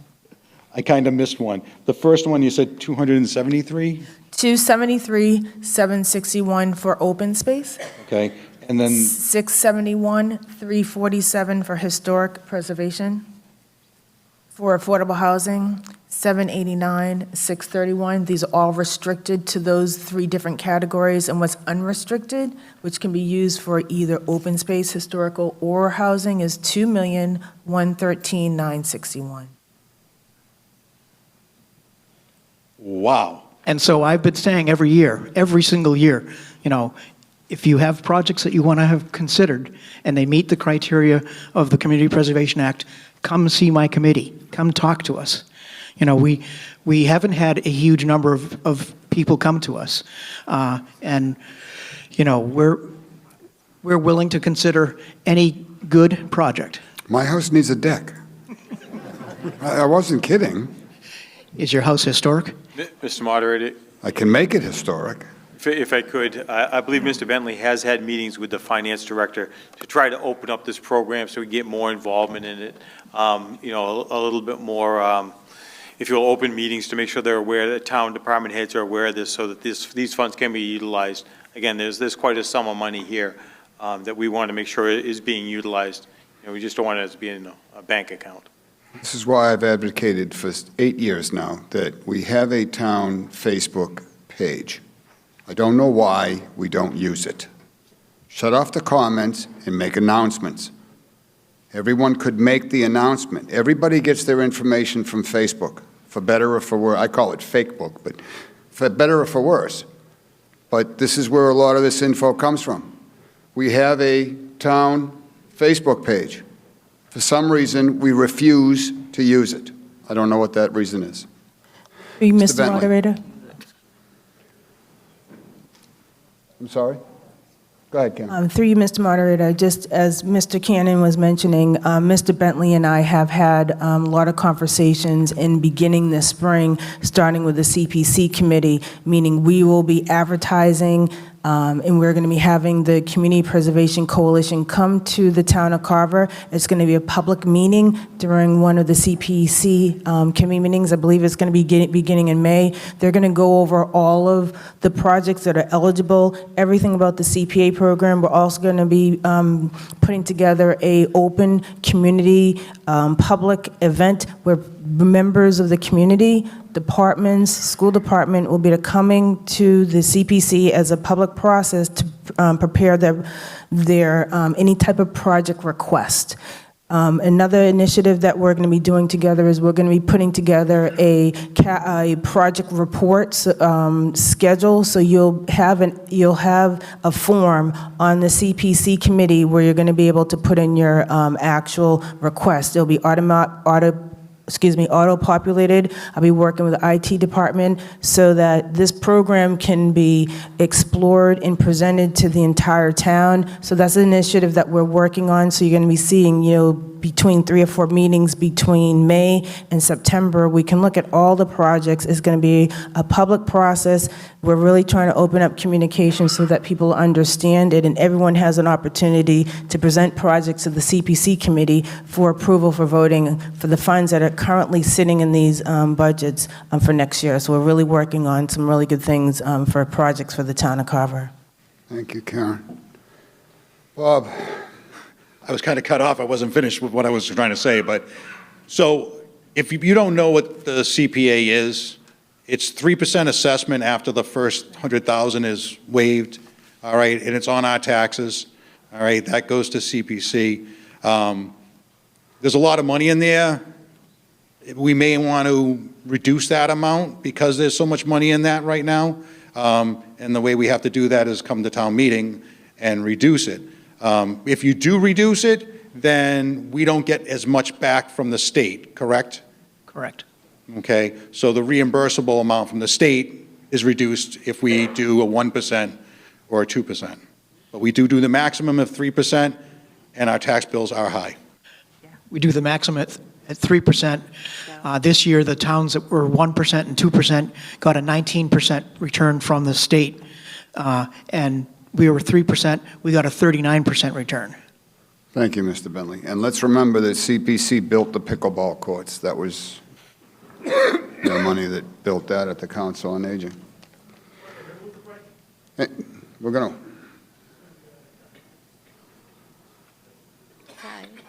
Let this lady have her chance, and then I will move the question. Yes, I wanted to ma'am. know why some of the money couldn't be used to make it so anybody can go to the beach for free. If you are a young family with kids, you currently have to buy permits to go to the pond, really? Can't we just have some picnic tables there and allow people to go to the pond for free? I believe that comes under recreation. I don't believe that the CPC, Bob's shaking his head. I don't believe CPC funds can be used for that. Can't use money? They can't be used for that. I've always thought it is a shame that you have to get a permit to go to the pond, especially if you got your grandkids or your own kids and you want to go swimming. You got to go pay and get a permit to go. I don't disagree. Yeah. Thank you. On the question, Article 10. 20 seconds on the clock. Open the vote.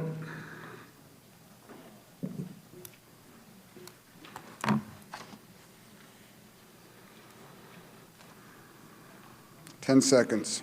This was a 5-0 Select Board, 4-0 FinCom, and CPC 7-0. Close the vote.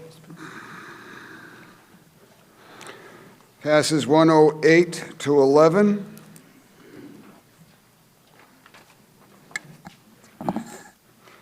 Article 11, Memorandum of Understanding with other departments of the Commonwealth.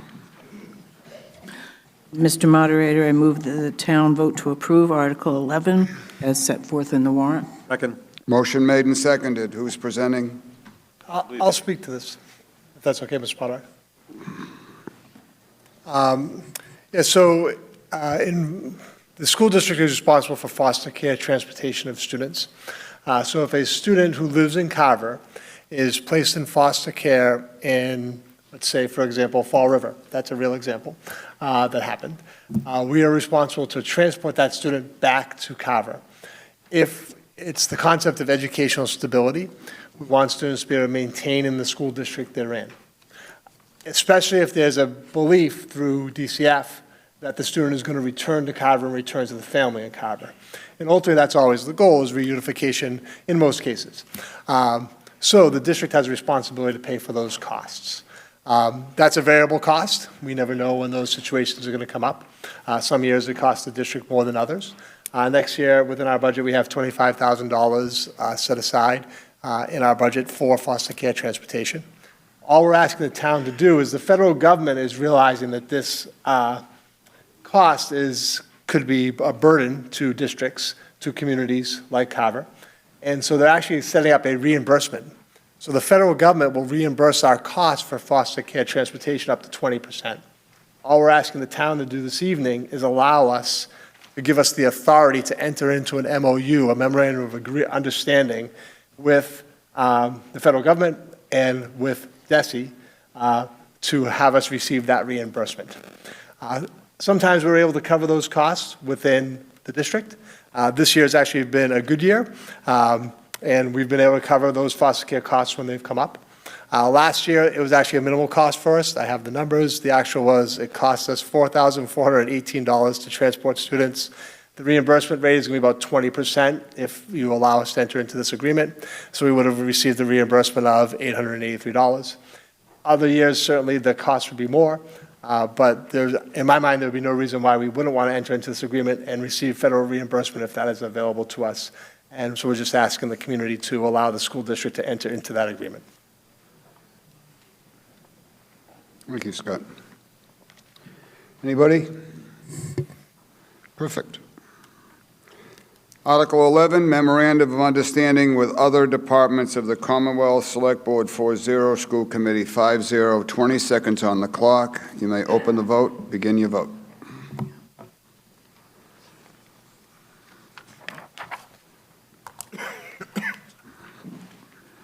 Ten seconds.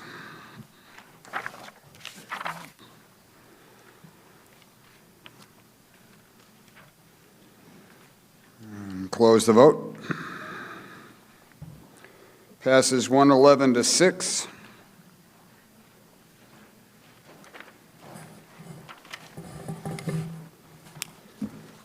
Last but not least, Article 12, disposition of property off South Main Street. Mr. Moderator, move that the town approve Article 12 as set forth in the warrant. Second. Motion made and seconded for Article 12. Who's presenting? Mr. Moderator, if I could share my screen again, we do have a map to show. Sure.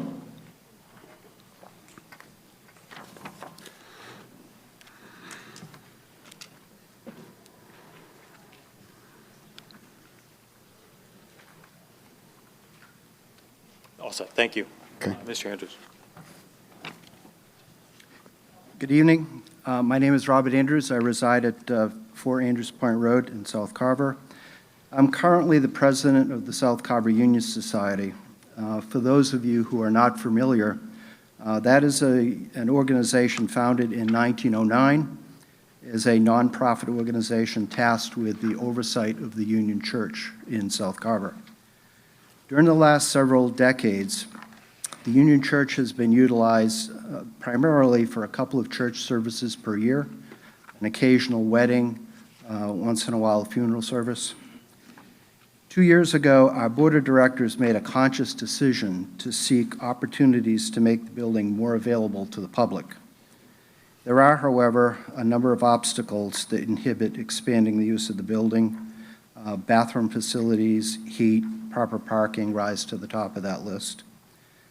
As we inquired about the ability to resolve these issues, we were repeatedly asked for a site survey, and we didn't have one, but it became apparent we needed it.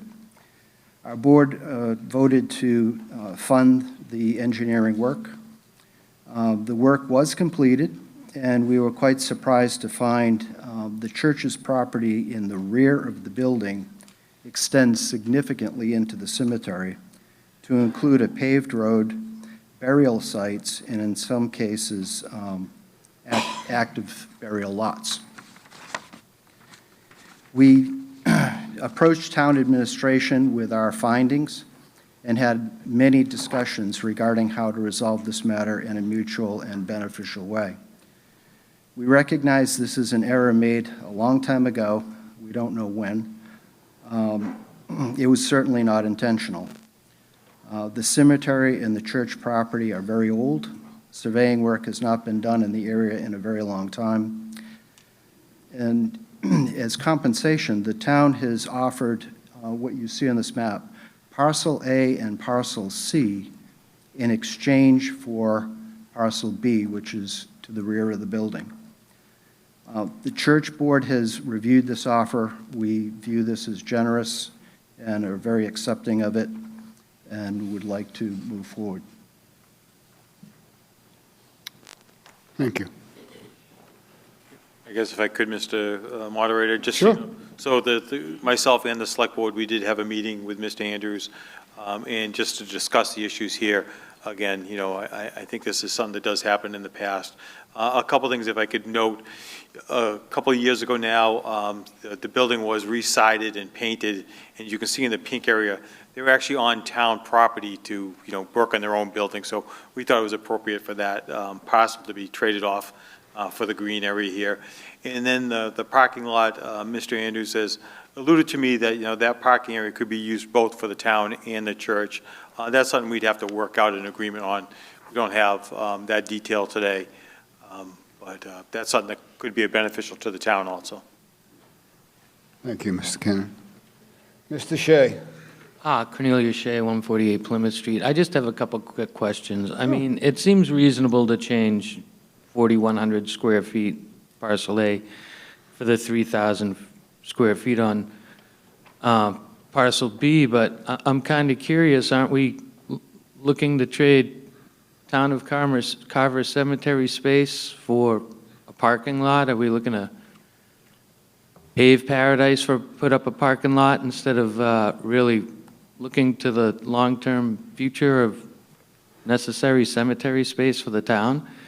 I think it's overly generous, and I'm a little stunned to see that we're adding in over 11,000 square feet of potential future cemetery space for our residents to put in a parking lot.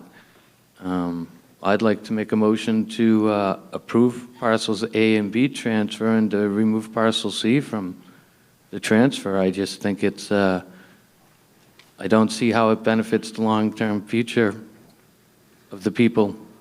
Lacking a future, I suppose, would be one way to say it, or the people of this town in cemetery space. So I'd like to make the motion to remove parcel C from the proposed transfer. So you're amending this? I am. I'm making a motion. I need a second? Second. Okay. Motion made and seconded. Thank you. So the motion is to remove parcel C from this property transfer, leaving just parcels A and B.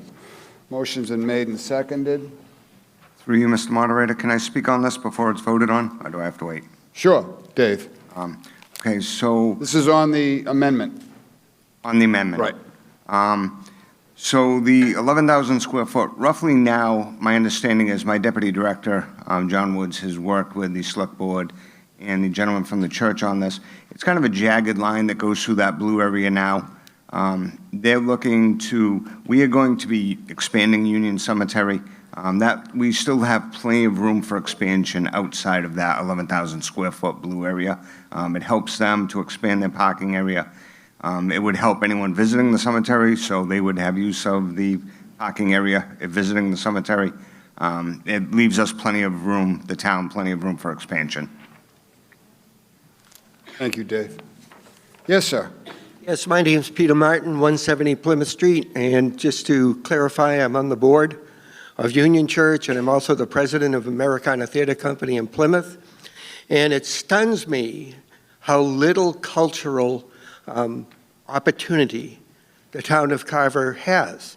I go to Plymouth as a Carver resident, and I run a theater, and almost 50% of the people that come to Plymouth to our theater are from Carver.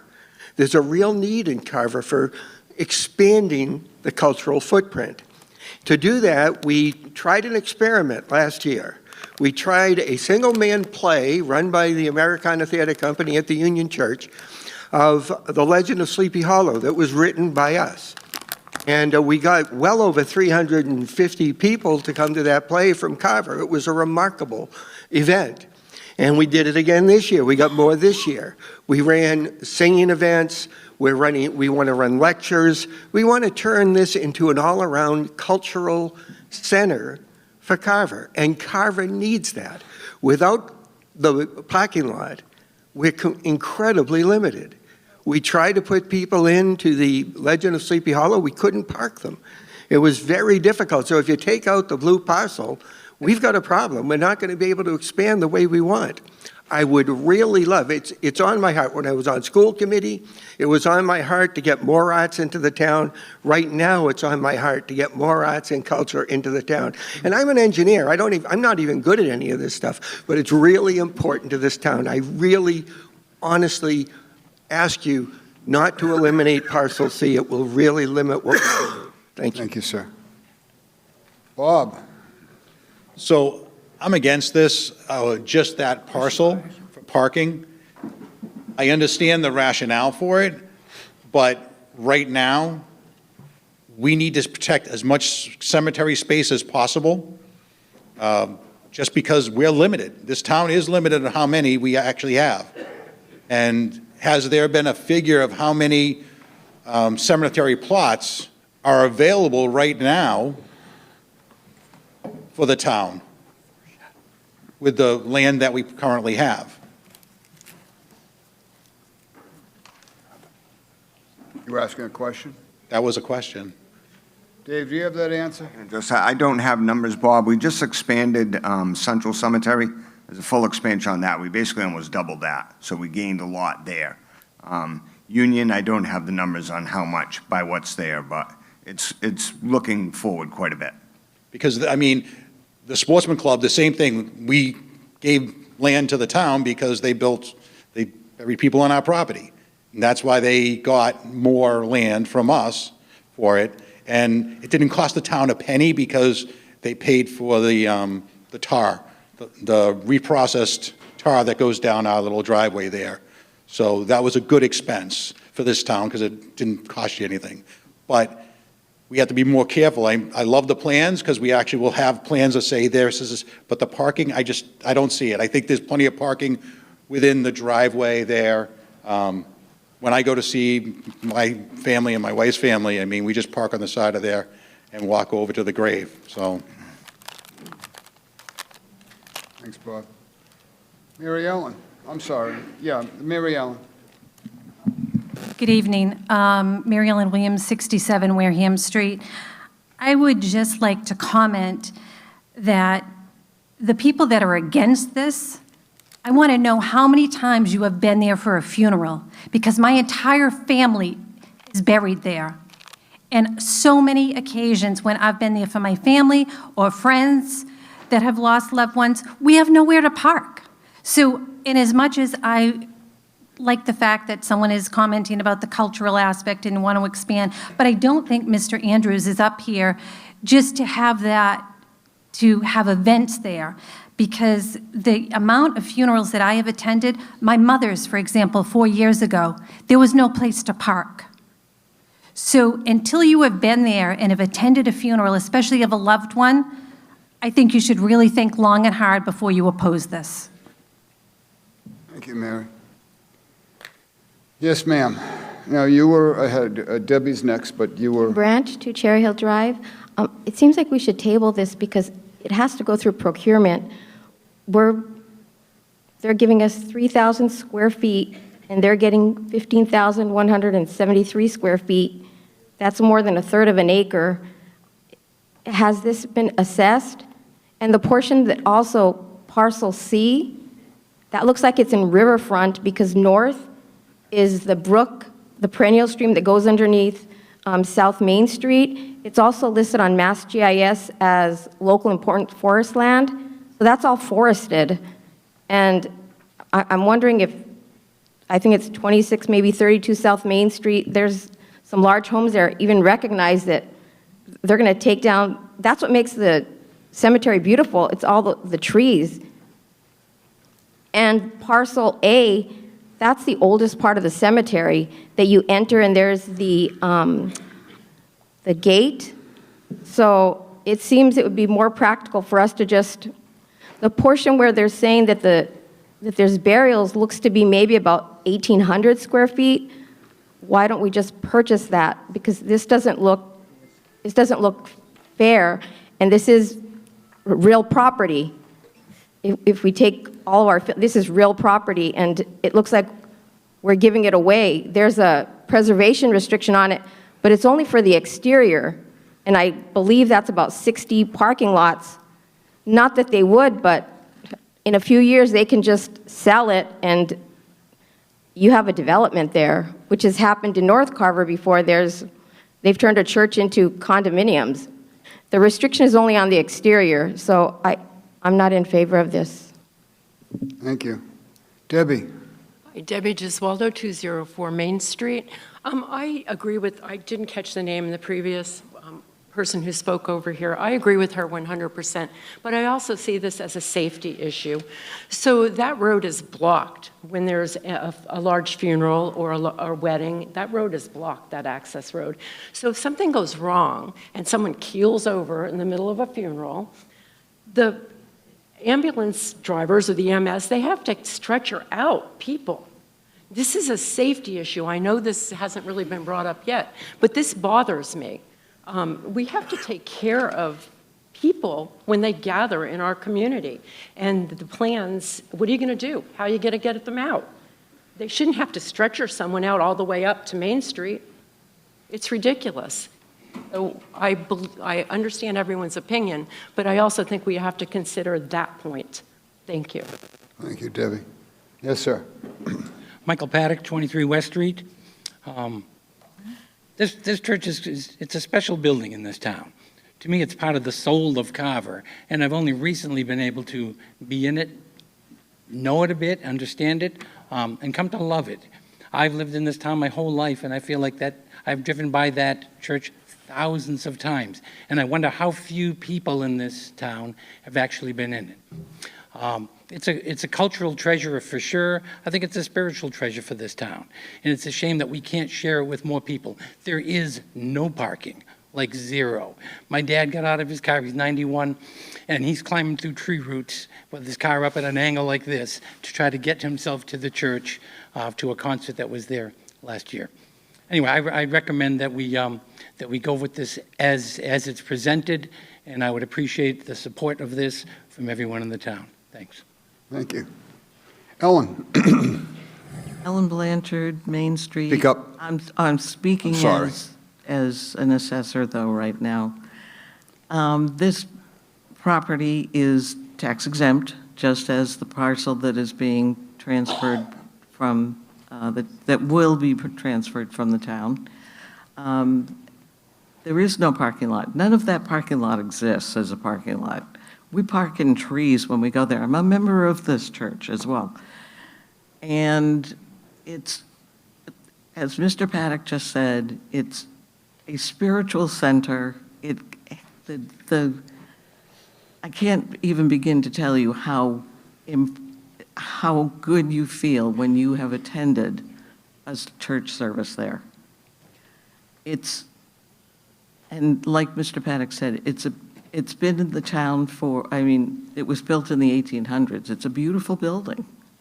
And it should be made available to park there, like Mary Ellen's family, so they don't have to park out in the street. You know, it's just not,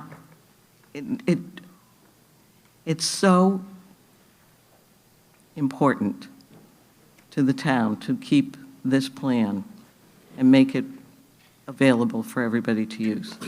Thank you. Thank you, Ellen. Mr. Martin, Mr. if I could- Cannon. maybe just 2 points. One thing I do want to say, there is not a procurement issue with this land. The ceiling, if you will, for procurement is $35,000 worth of land being swapped. I can't remember the exact number here, but I can tell you that cemetery land does not have a great value to it. It was much less than the $35,000, so there is no procurement issue here.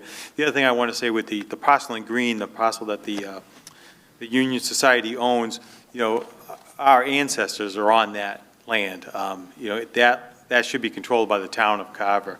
I know it's not a straight, this is not a straight land swap, but we're just looking at square footage for square footage.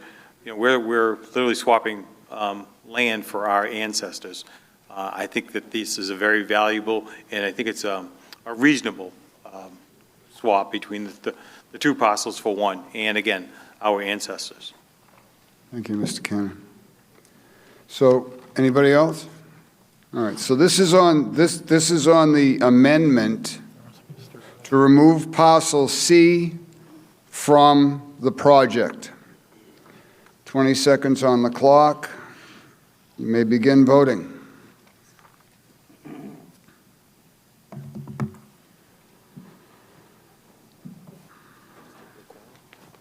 Ten seconds.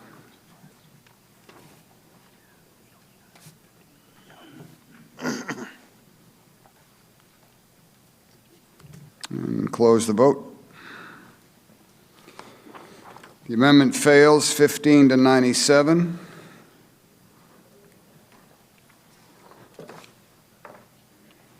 Back to the original Article 12.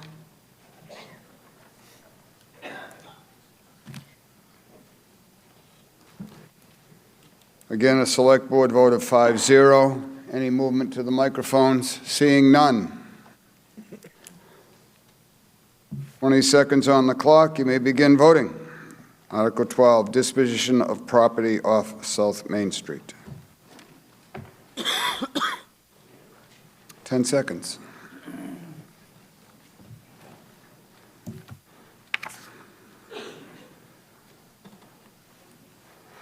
Calculation.